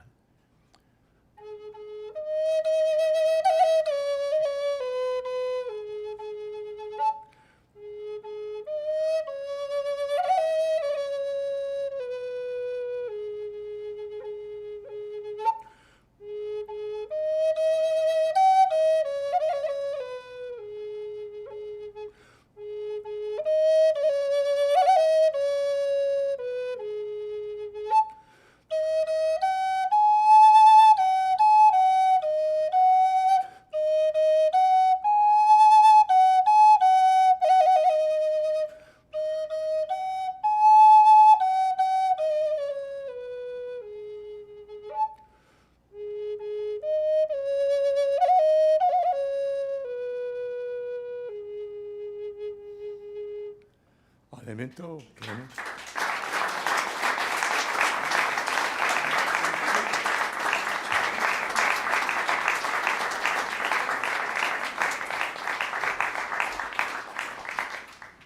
Well, folks, this is going to bring to a close the live portion of what we're doing here today. And I'd like to really encourage everybody to stay for the video portion of what's going on, because there were so many people that wanted to be a part of this and so many people that wanted to contribute to it. That they, I mean, just getting this many musicians in one room is a cat herding exercise. I mean, it really, and on a weekend, it's a miracle. So we've got that. And John, are you going to join us? Come on, Trish. We're going to have one last tune for you. We hope you'll sing with us. It's likely you might know. Good key. You got a good key. I'm trying to find one. All the money. What's that? C. All the money. That sounds good, yeah. Of all the money that e'er I spent it in good company, and all the harm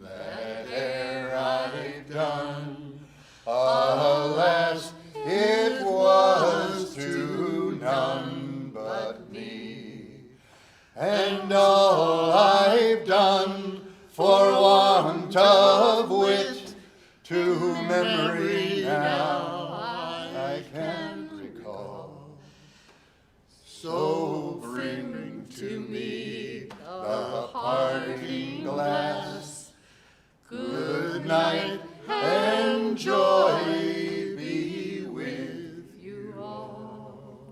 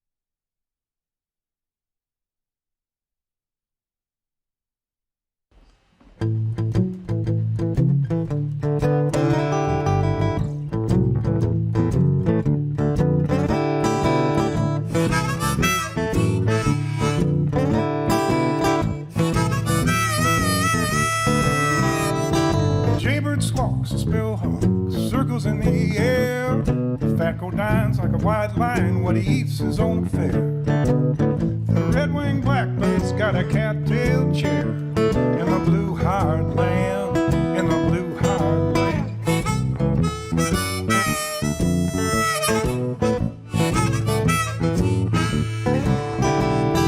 Cowboy boots, hobo suit, song about a train. Smoky bar, Fender guitar, whiskey on the brain. Load up at the back, break down in the rain, in the blue hard land, in the blue hard land.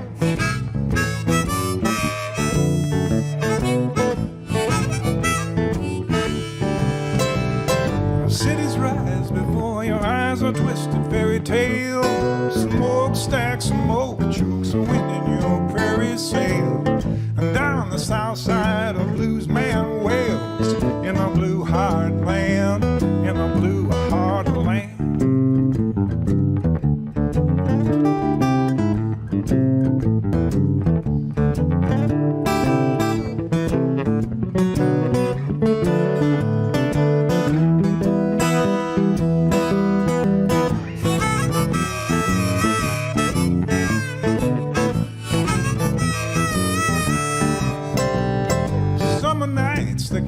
Likes to sleep in a catfish hole. Daddy likes a country song. Little sister likes rock and roll. And I'd like to come back before too long to the blue hard land, to the blue hard land.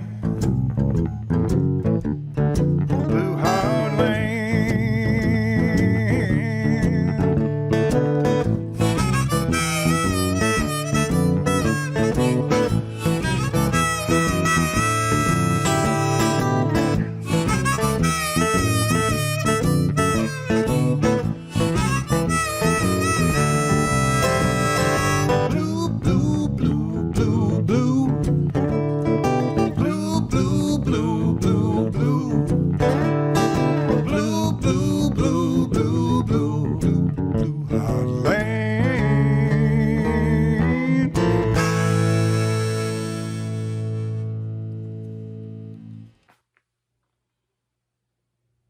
Hello, everybody. My name is Peter Madcat Ruth. I first met Tony in Ann Arbor, Michigan in 1971. That's 50 years ago. At the time, he was a student at the University of Michigan, and I had just moved to Ann Arbor from Chicago to join Chris Brubeck's band, New Heavenly Blue. Here's a photo of Tony from around that time.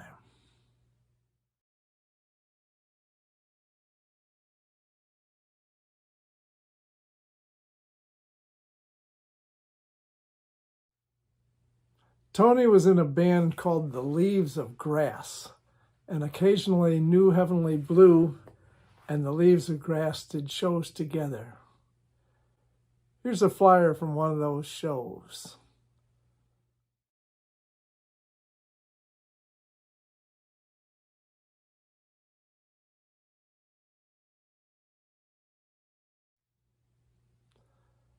Ann Arbor is the home of the Ark, one of the great music venues in the United States. And Tony and I would often sit in with traveling musicians who played there, such as Rosalie Sorrells, Paul Siebel, Paul Jeremiah, Utah Phillips, and David Bromberg, to name a few. Here's a photo of Tony and me backing up David Bromberg in 1973 at the Ark.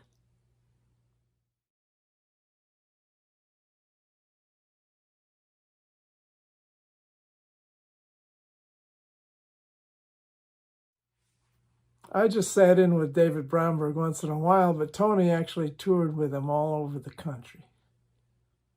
Sometime in the mid-1970s, Tony left Ann Arbor and moved to the East Coast. In 1976, Tony produced an LP for Tom Mitchell on the Philo record label, and he brought me out to Vermont to record some harmonica for that LP.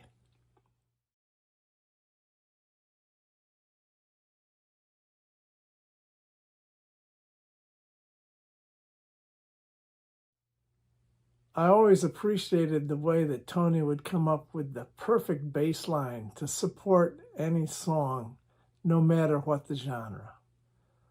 Over the decades, we continued to be good friends, and whenever possible, we'd play music together. Adios.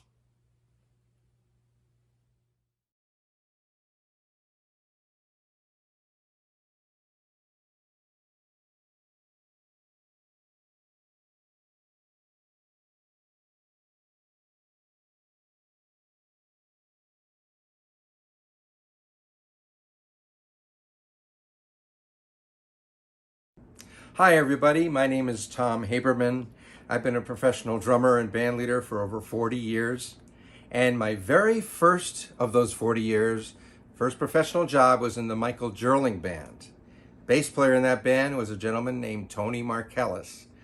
I was a freshman at Skidmore College way back in 1980. Very green, had no idea who these guys were and why they wanted to play with me, and had a lot of technique, and I overplayed a lot. And let's just say nobody wants to hear 10 years of drumming in one song, especially in the Michael Jerling band.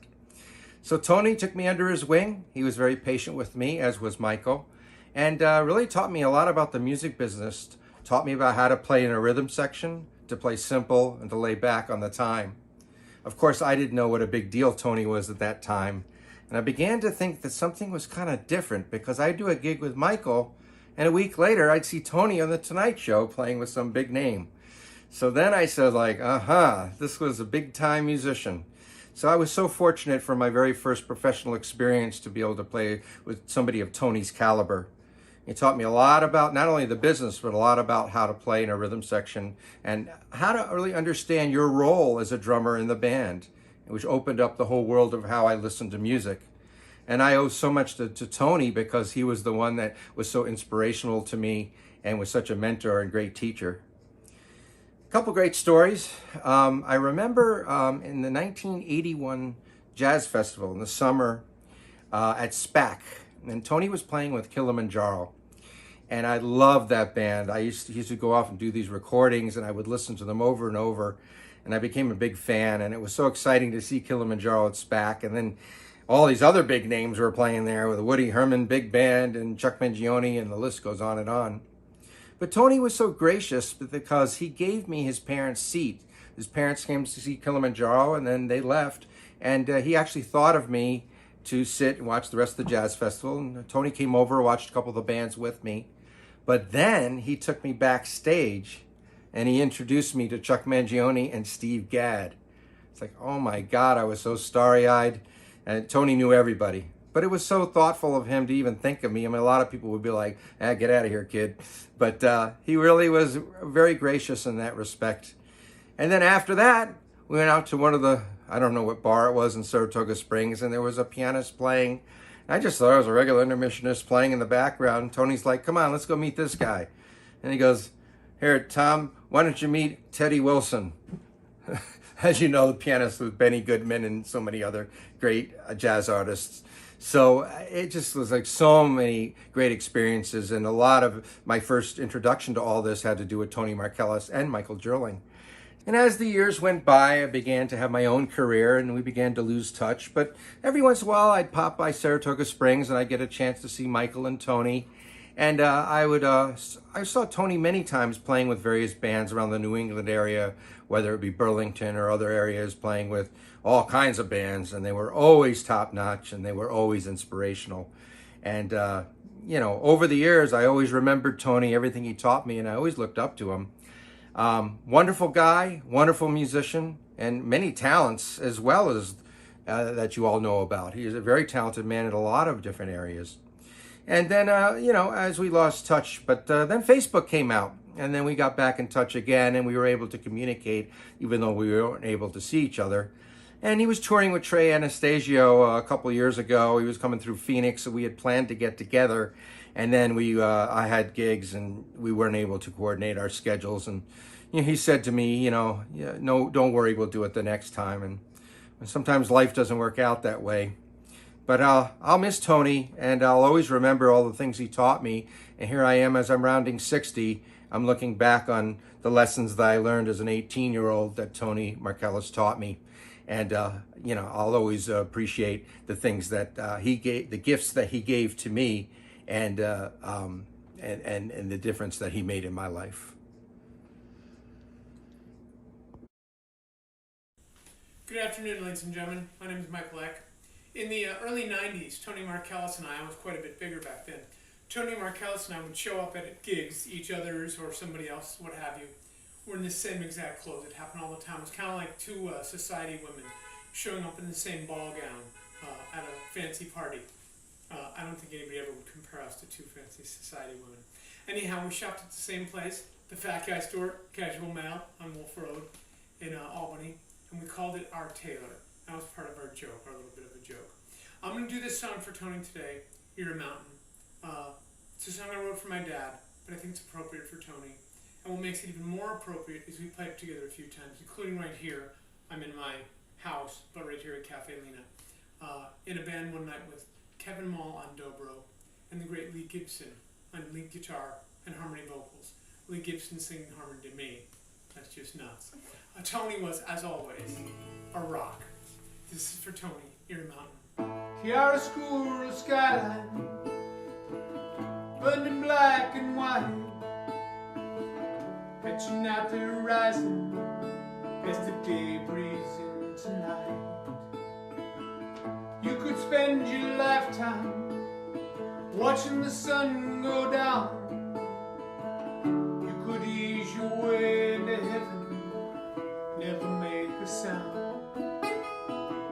Out by the mesquite, grackles turn circles in the sky, fading with the heat, fading from your eyes. You have always been here, just like those trees. You will always be here, like that mesquite breeze. You're on the map, you're part of the sea. You're a mountain, you're a legend, you're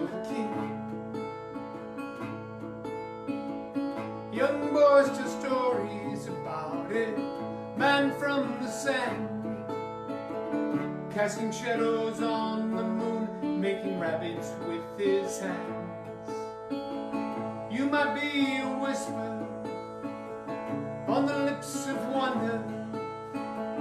You might be the lightning, cracks the sky asunder. You're on the map, you're part of the sea.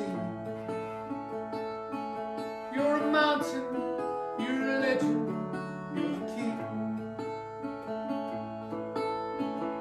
From a mesquite ember, a fire crackles into light, painting with its heat all the colors of a life. You have always been here, just like those trees. You will always be here, like that mesquite breeze. You're on the map, you're part of the sea. You're a mountain, you're a legend, you're the king. You're on the map, you're part of the sea. You're a mountain, you're a legend, you're the king. You're a mountain, you're a legend, you're the king. You're a mountain, you're a legend, you're the king. Thank you, Tony. Hi everyone, my name is Dana Goff and greetings from Chapel Hill, North Carolina. I'm a guitar player and I've spent many years living in upstate New York, specifically around the Capital District and the Saratoga region. I return there twice a year to see old friends and play music. And I don't recall exactly the first time I met Tony, but I do remember seeing his name on a lot of the folk music albums that I listened to back in the 70s on the Philo label, which was based in Vermont. He was on all of the recordings, it seemed. Tony was the guy that seemed to play with absolutely everyone. He was a bass chameleon, and he always made the music sound better, no matter what kind of music it was. We played together on a number of occasions, and I was fortunate to record with him a few times as well. One of the things I remember about Tony was that his playing was like a rock. He never rushed or slowed down, and if you started to speed up or slow down, you learned pretty quickly that he wasn't going to follow you, you were going to follow him. There are a lot of other things about Tony that I remember. We would have these passionate disagreements about music or movies. He was also a stickler for the sanctity of the English language. He really knew his stuff when it came to punctuation, spelling, and usage. And of course, many of you know that he wrote a lovely book of short stories a few years back. Something else that most of you know about Tony is that he knew food about as well as he knew how to play the bass. I have a couple of photos I want to share with you. This is a photo of Tony and myself and the great Beatrice. I don't even remember the name of the restaurant. It's somewhere in the Capital District. It's a dim sum restaurant, and this was taken probably about 12, 13 years ago, something like that. But hanging around with these guys was like hanging around with virtuoso eaters as well as virtuoso musicians. I have another photo that brings back a lot of memories, and this was taken probably in the early 2000s at Cribbstock, which was a little music fest that happened for a number of years in the lower Adirondacks. From left to right, you can see that's Bob Warren, and then there's Tony, myself, then Michael Jerling, and then John Cribbs. These are three of the best singer-songwriters that I know, and Peter played with all of them, as well as an endless list of other great musicians.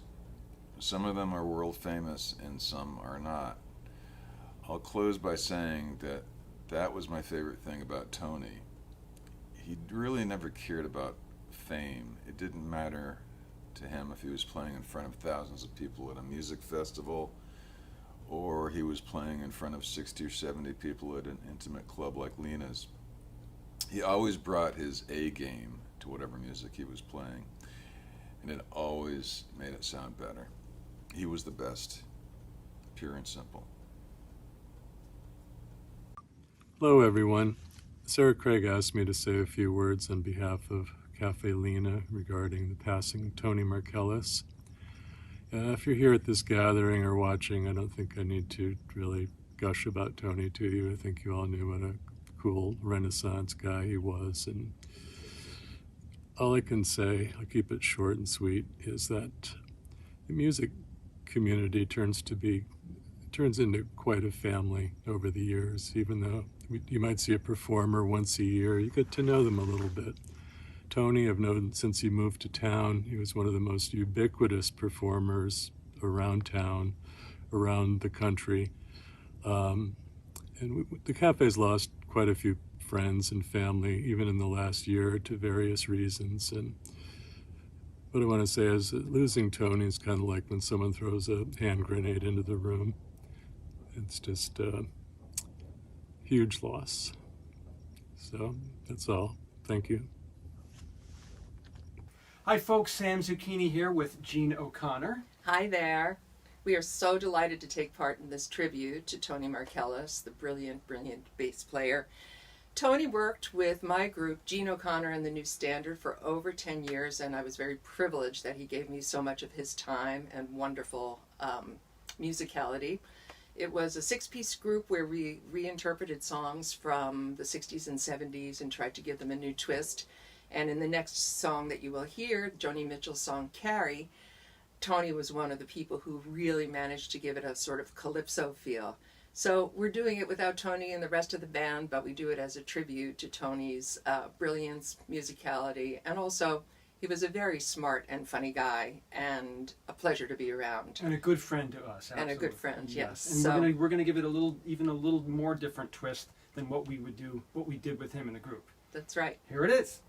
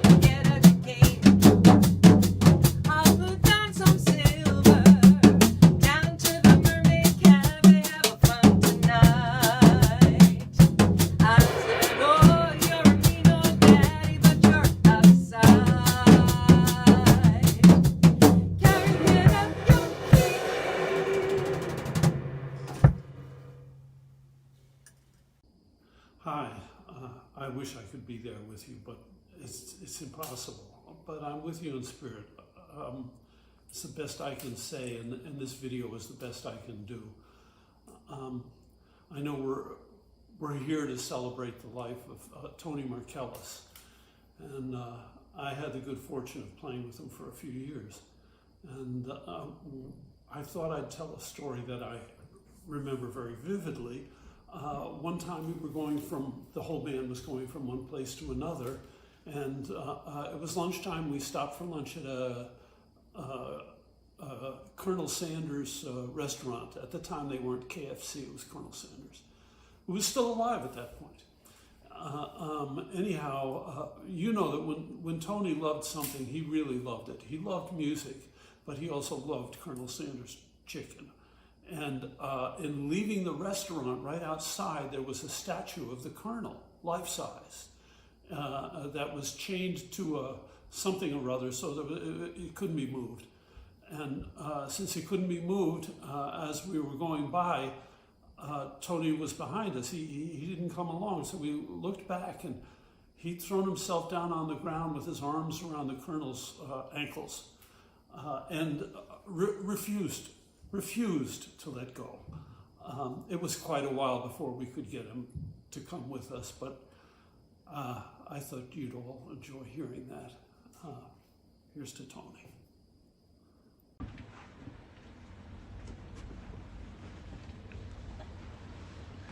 Hi folks, Tom Mitchell here. Tony Markellis. I remember the very exact day that I met Tony Markellis. 1974, Saratoga Springs, New York, the Skidmore College Folk Festival. My old friend Martin Grosswendt was playing guitar and dobro for me, and he says, I got a friend that I'd like you to meet. And I said, sure. So we walk into a room, and there was Tony. He's playing this bass that he was in the process of building at the time out of Purple Heart wood. Fretless bass, and it had LED lights going up the neck of it. I'm thinking, ooh, that's damn cool. And he's playing through an amp that wasn't plugged in. It was another contraption that he had built with the use of about 450 batteries. After a couple of tunes, I'm thinking, damn, this is the way I'm supposed to sound. And so we rehearsed, and we brought in Huxtable, Christensen, and Hood, Teresina Huxtable, and Carol Christensen, and Liz Hood to sing harmonies on the songs. And after the performance, I was approached by Philo Records, and they offered me a record deal. And Tony, having so impacted my perception of what I should sound like, and I asked him to produce it, and he accepted the challenge, and put together an amazing group of people to play on the record. And from that moment on, for the next 5 or 6 years, I don't think I ever did a gig without Tony. And for a few years there, we often toured with, sharing the dates with Rosalie Sorrells and Paul Siebel, because we all shared Tony and the band that he would put together behind us. And looking back, I'm thinking, damn, we were a handful. I know we were a handful. I mean, talk about a goat rodeo. But Tony was the zookeeper. I mean, he kept us all in line. And this fall, when I arrive in Saratoga Springs, will be the first time in 47 years that Tony won't be living there. And I know I speak for a lot of people when I say that when you stand on the stage of the Café Lena and you look over to your right and you see Tony, you say to yourself, we're going to be okay. He's got our back. We're going to be just fine. And it's going to be a moment. It's going to be a moment. But I, and I'm sure so many people, will honor Tony by doing what he told us to do, what he always told us to do. And that was to play it like you mean it. And so we shall. Tony Markellis, love you, brother. We'll see you down the road. My name is Chris McGill. I'm a longtime DJ at WSPN Skidmore College's radio station. Everyone so fondly remembers Tony as a musician, but what I remember most are the years he spent here at WSPN as the Meat Man. Every Monday from 12 to 3, Tony made my life a little better. From what I can determine browsing through the WSPN program guides, is that Tony broadcasted his show Blue Monday from about 1991 to 2007, 16 years. The program guide description states that every Monday, Tony offered up a festival style of blues, zydeco, R&B, Cajun, gospel, swing, and roots rock. He did it all. But what he really gave us all was a piece of who he was. A gentle man, a gentle giant, who felt the music he shared in his soul. From WSPN and especially the family of community DJs whose lives he touched, we want to say a big thank you, my friend. May you rest in peace in a heaven of Blue Monday music.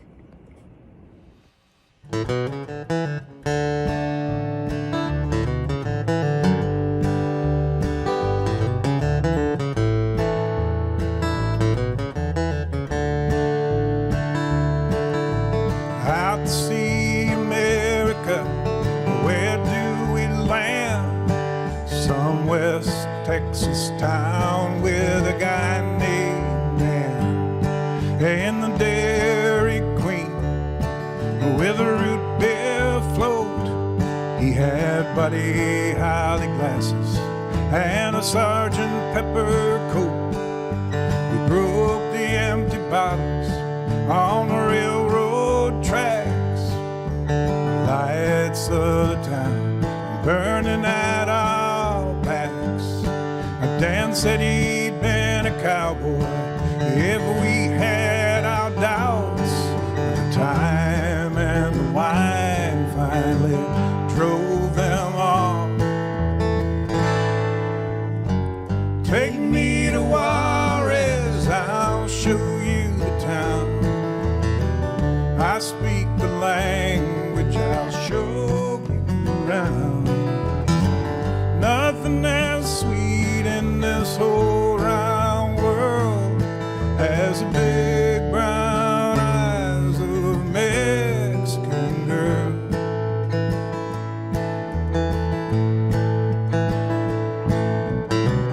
West to Juarez was an all-night ride on a tabletop highway as blank as the sky. Liquor wore off with the rising sun. I wanted to die, or at least to throw up. Dan got us lost down dusty back streets. Dark eyes stared, dogs nipped at our heels, and the only Spanish that he could speak was por favor and buenos dias. Take me to Juarez, I'll show you the town. I speak the language, I'll show you around.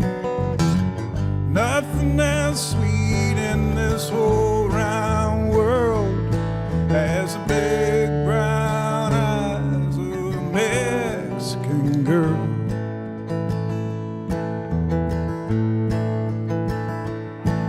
Thought we'd head west, put Dan on a bus, when he got real quiet and his eyes glazed up. He started to twitch and kick at the door. He started to shake and he fell to the floor. He foamed at the mouth, I just wanted to run. Jim said, don't let him swallow his tongue. And when it was over, he just fell asleep. We started the truck and pointed it east. Take me to Juarez, I'll show you the town. I speak the language, I'll show you around. Nothing as sweet in this whole round world as a big brown eyes of a Mexican girl.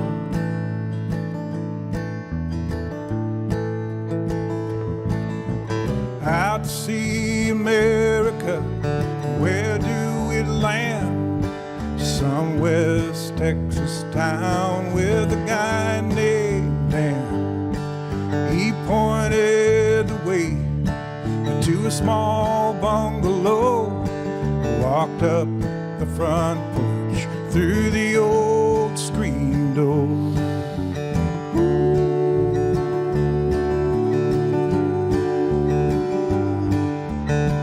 Take me to Juarez, I'll show you the town.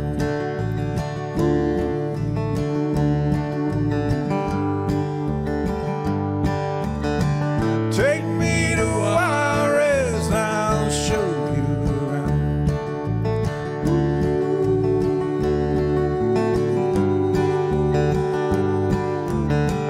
Take me to Juarez, I'll show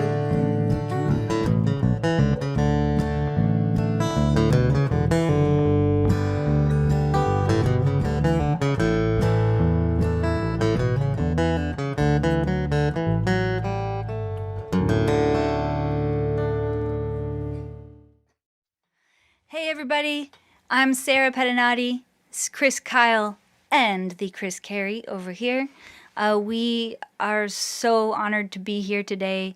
We had the pleasure of playing with Tony during very formative years in our lives. He was a mentor, a friend, just an amazing person, as you all know. This was a song that we played in our band. Every time we played it, he would give us the Tony sparkle and the little wink that I'm sure many of you know about. It was the thing you always wanted after the end of a song. And you knew you did a good job if you got the wink. But yeah, Tony loved this song. It's a bit morbid because it is about death, but he had an amazing sense of humor and was also an artist and a poet and loved the lyrics in this song. So we feel like it's the one to do. Tony Markellis' bass amp, his old Ampeg B15 amp, and it now lives in my studio, and I love it. Very honored. Thank you. Green Grass by Tom Waits.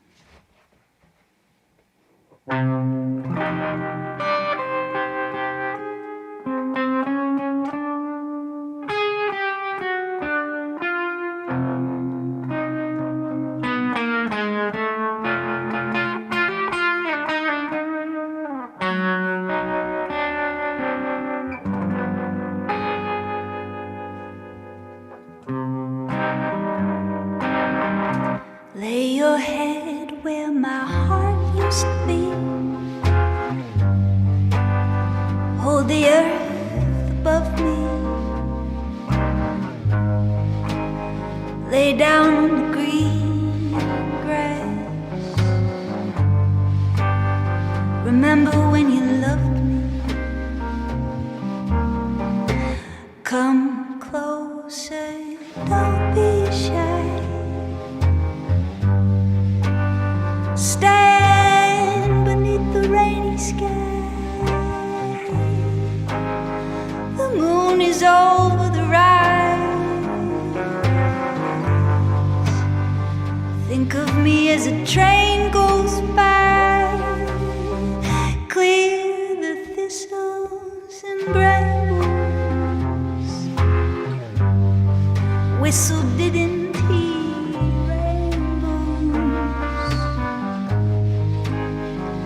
Now there's a bubble of me,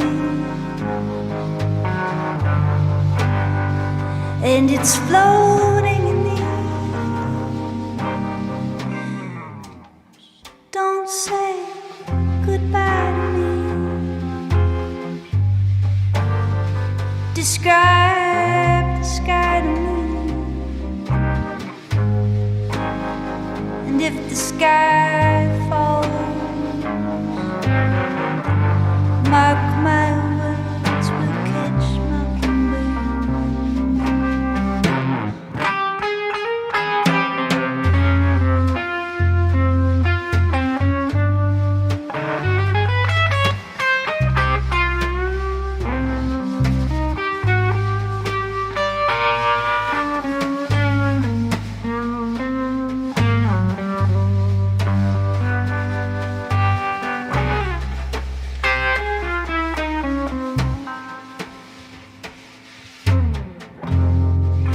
stand in the shade of me. Things are now made of me. where the vain will say it smells like rain today. God took the stars and tossed them. Can't tell the birds from the blossoms. You will never be free from me. You'll make a tree from me. Don't say goodbye to me. Describe the sky to me. And if the sky falls, mark my words, we'll catch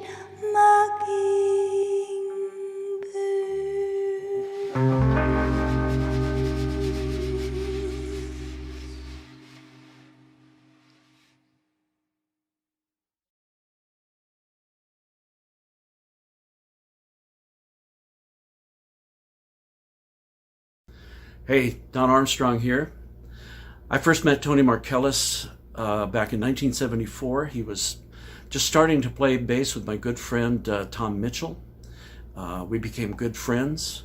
And when Victoria and I started our band Rage of the Sage in 1988, Tony was the first person to jump on board.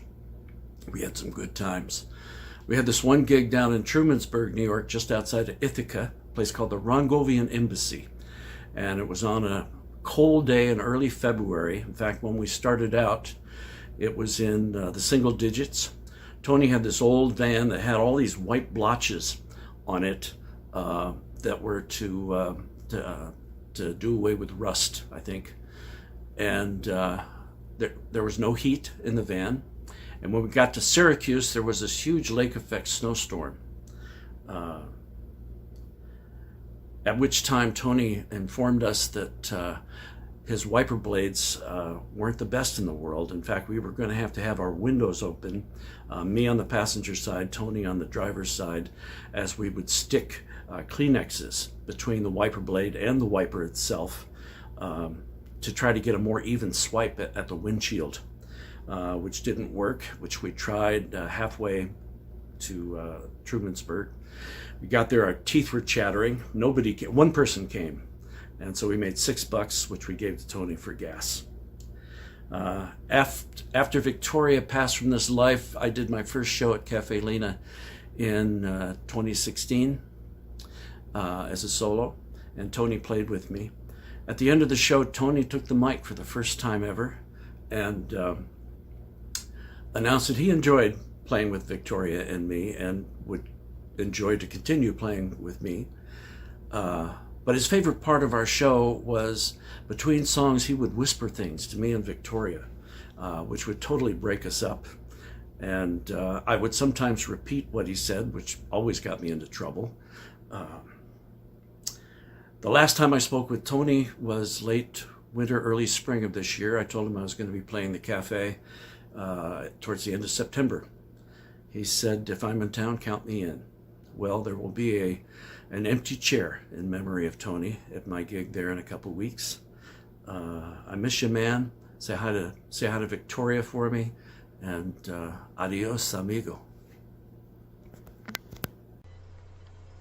Hi, folks. My name is John Cribbs, and this is Orion Cribbs.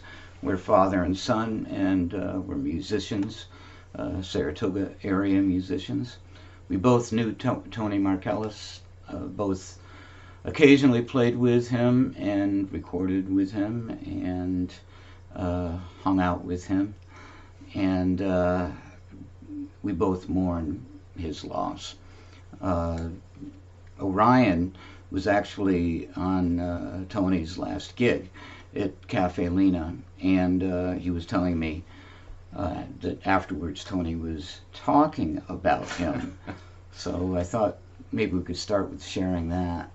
Well, he was talking to some friends and telling them about how he'd known me all my life, and apparently I used to be quite a wild child, and he used he used to wonder how I would turn out, and apparently he was pleased that I had turned out okay, which I was happy to hear, of course. But yeah, that show at Lena with Michael Jerling was a wonderful show, and then it was just a few weeks later that we were just stunned to hear the news. Still can't believe it. We knew Tony in many ways, and he played with a lot of area musicians, Kevin Mall, Dale Haskell, Mark Tolstrup, I think, lots of people. But the last time I was in touch with Tony was about his book of short stories, Real and Imagined. Can you hold that up? Yeah. And I got in touch with him because I had gotten the book, I'd asked for the book and for Christmas. And the print is a little tough for me to read because I have macular degeneration. So I wrote to him to see if he had ever read his stories. I would love to hear him read them. And I mentioned macular degeneration. He got back to me and told me that his mother had also suffered greatly from macular degeneration, and he understood the situation. He had never read the stories aloud, but he hoped that I could get somebody to read them for me. And so Orion and I are going to share just a tad of one of Tony's stories, just a little bit.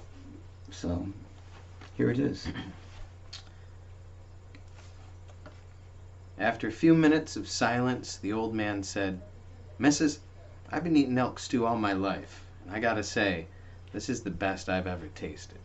The way you cooked it honors the animal's spirit." "Why, thank you, Mr. Badger," she said. "That's as fine a compliment as I've ever gotten."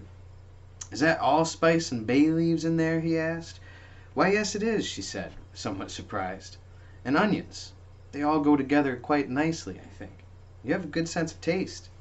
"Thank you. I sure do enjoy a good meal," he replied. Yeah, and we'll leave you with that. I think that's good enough. Again, we mourn the loss of Tony Markellis, and he'll be missed. So take care, everyone. Bye-bye. Bye-bye. Sometimes we sat in our seats, hurtling through space at 70 miles per hour. Your 300,000-mile GMC van with the stuffed alligator on the dash and the swinging cup holders, long before cup holders became ubiquitous, and 1,000 pounds of PA and guitar amps and speakers in the back, a heavy ship rolling through the waves. On the way to Mineville State Park, or Justin McNeil's on Lark Street, or the Limelight Hotel in the Catskills, Rochester, New York, Lynn, Pennsylvania, Burlington, Vermont, the beach at Wellfleet, Cape Cod, or the Turning Point in Piermont, a stone's throw from the river. I trusted you as a driver, safe to close my eyes, sip my coffee, relax my right foot. No need to stomp on the imaginary passenger brake. Sometimes we launched a song headlong through musical space for 4 minutes and change, where the gas and the wheel and the brakes are at the command of both. In a little coffee place where you would admonish the patrons for talking through my songs. We talked music. We talked singers and players and bands and New Orleans and gumbo and barbecue. We talked OJ and Trump.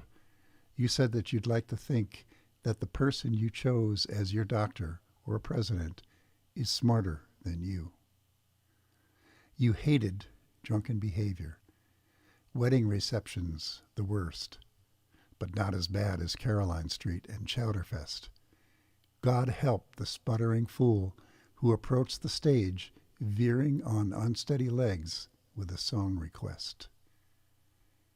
Money was never the reason. Whether the gig paid really well or hardly paid enough to cover gas, you were always up for the ride. Did I just say gig paid really well? I made that up. You didn't complain. Not much anyway. Your biggest complaint was having to learn a raft of new songs, but we both knew that that was the best part. Sitting at my dining room table, trying out a new one for the first time, or first 5 times. You laying the foundation, rock solid notes growing from the earth as big as late summer zucchini, moving slowly through the clouds of chords like dirigibles, or deep in the earth, burrowing like moles, or humming the songs of the whales. Your timing was impeccable.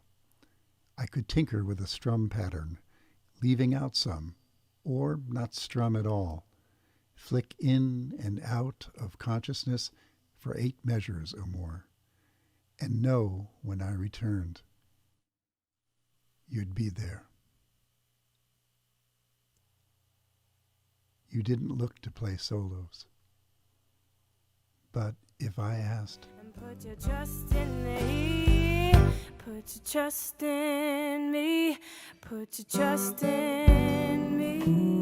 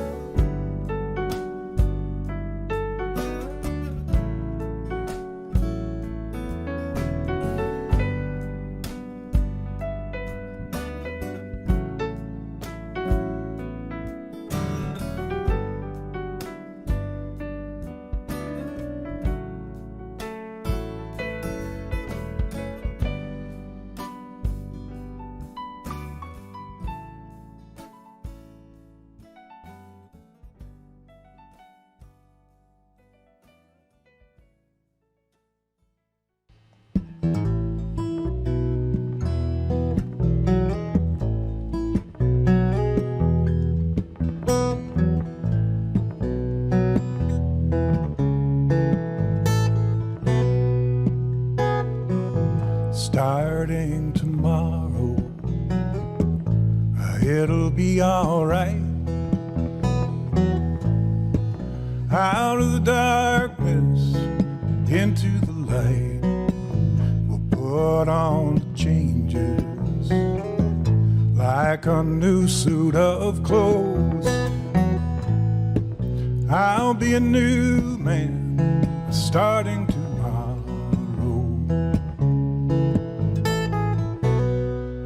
There'll be a new star in the northern night. I will come to you at the speed of light.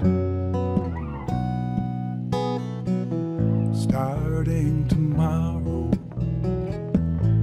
it'll be alright. Out of the darkness, into the light, we'll put on the changes like a new suit of clothes. I'll be a new man starting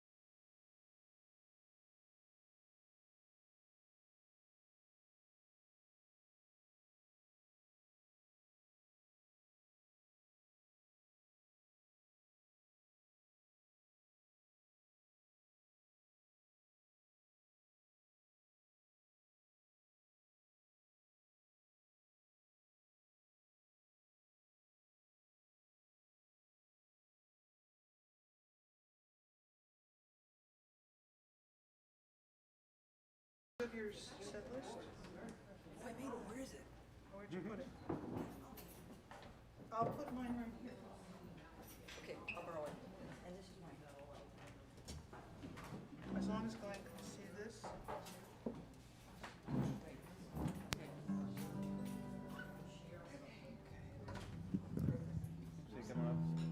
Good evening, everybody. Welcome to Café Lena. Thank you guys so much for being here tonight. Whether you're here with us in person or you are tuning in from home, we've got a really excellent show this evening featuring some amazing musicians and songwriters, and it's so nice to be able to gather here for some really good music. So thank you guys so much for being here. They're going to do one long set tonight, so I hope that you enjoy it. Let's give a very warm welcome to Sloan Wainwright and Cozy Sheridan. Thank you.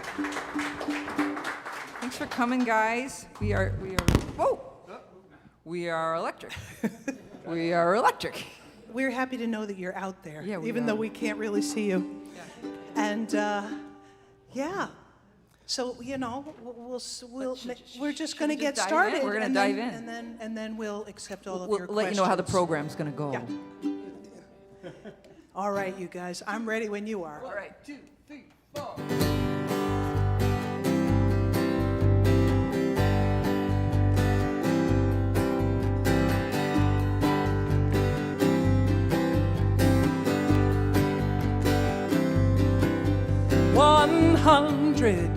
Sweltering summer degrees, as predicted by the weather woman. She's idling in a mile, a beastly bumper to bumper. Well, she's been too nice for too long, grown accustomed to letting her life happen, running on fumes drives her to distraction. She's gonna put one foot in front of the other.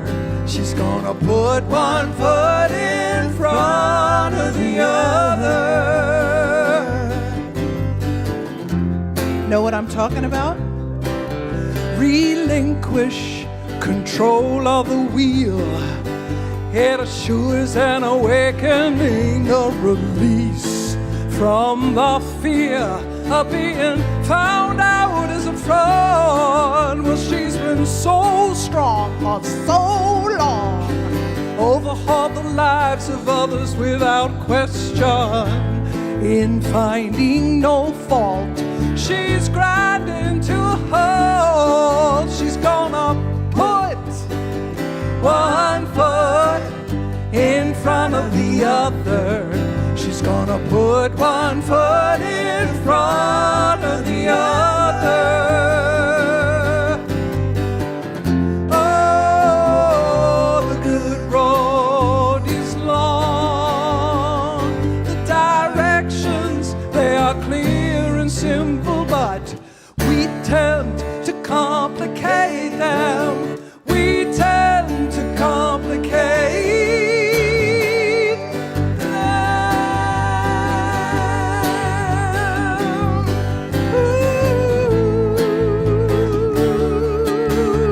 Do you guys complicate stuff? The first few faltering steps of a child after waiting an eternity, crossing the distance under her own steam. Well, she's tried so hard, come so far, the sabotage is over, along with her struggle as part of the battle. She's gonna put one foot in front of the other. She's gonna put one foot in front of the other. She's gonna put one foot in front of the other. She's gonna put one foot in front of the other.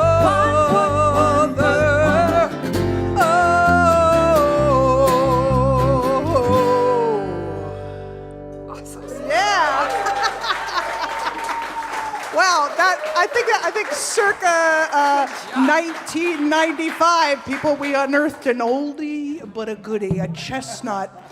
We are so happy to be here tonight. That was my request. That is one of my favorite songs on earth. Thank you, Cozy. I put that on a recording for my mother. I said, here's all my favorite songs, and so I get to hear it now. I love that song. I sing it in the car when I'm feeling hopeless. Oh? How could that be? I do. It's just so much fun. Wow. I think that we do this gig so we can just have fun rehearsing. That's right. We've been rehearsing for the past 24 hours. We've been having so much fun rehearsing. And Sloan, do you want to tell them a little bit how it's going to go, or shall I just dive in? People, this is what we're going to do, okay? I'm going to try and not hit Sloan in the face with my it's okay. headstock. I'm cool with it. I'm ready to get hit in the face. I'm cool with it. But what we're going to do one long set, and Cozy and I were going to do we're going to do a couple little mini sets, and then we're going to do swaps, and we're basically going to stay on stage together for our whole set. If you guys have any questions, I want to share with you that I actually can't see you, but you are allowed to blurt something out. And then that's kind of the way that it's going to go, okay? Yeah. And we'll just, we're just loving being here with you guys. It's almost like real life again, I think we should introduce our boys. Yeah. Oh, yeah. Let's do some introductions. Yeah, let's do some introductions. So I would like to introduce on my right, your left, in the blue shirt. The same blue shirt that I'm wearing, nice shirts. By the way. Have we told you? People, check out these shirts. Charlie, turn around so they know what it says in the back, because if they haven't seen it. They were sold out when I went to get one. They're wearing Sloan Wainwright T-shirts, people. In case you didn't guess, Cozy and I are huge Sloan Wainwright fans. You're working it, people. So this is my wonderful bass player and husband, Charlie Koch. Charlie! Thank you. Woohoo! And over here on my left, the man with the best hair in the room, people. Definitely. This is Mr. Glenn Rothell, and we are so glad that he's here tonight. My best little brother ever. So I was remembering last spring maybe, when Lena started doing their live streams, they live streamed our last show here. Yes. And I remember we were watching it, and we got to comment on our own show. And it was kind of fun to be our own fans going, yeah, nice song.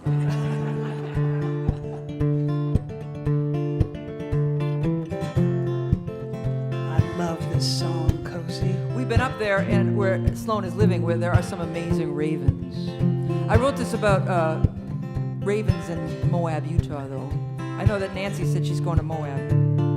Moab has some of the largest ravens known to man. They're the size of a Volkswagen Bug.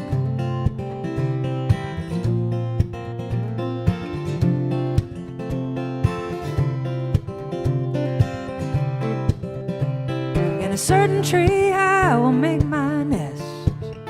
You can write to me at this address. I will be there and then I'll be gone. No matter where we live, we all move on. Make me a raven's wing, and I will return in the spring when the desert is a beautiful thing. I will fly, and oh, how the pretty bird sings. Fly away. Oh, how the pretty bird sings. Fly away. Do you know your neighbors? Do you know your town? And do they pick you up if you fall down?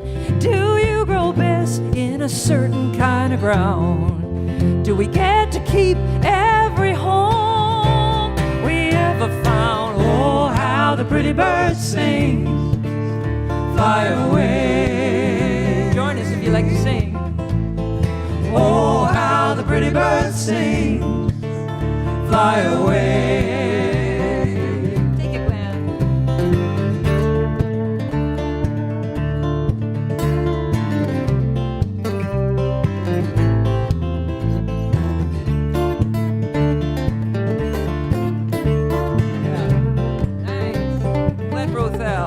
I make it up as I go along.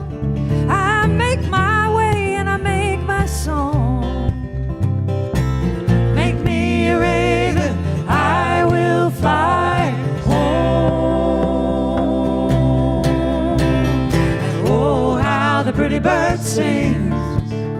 fly away. Oh, how the pretty bird sings, fly away. Oh, how the pretty bird sings, fly away. Oh, how the pretty bird sings, fly away. Make me a raven, I will fly home.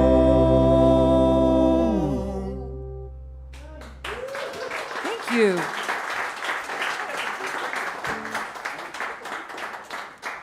Love that, Cozy. Yeah, Cozy and Charlie and Glenn arrived at my new home in Delaware County up on top of a mountain in East Meredith, New York yesterday.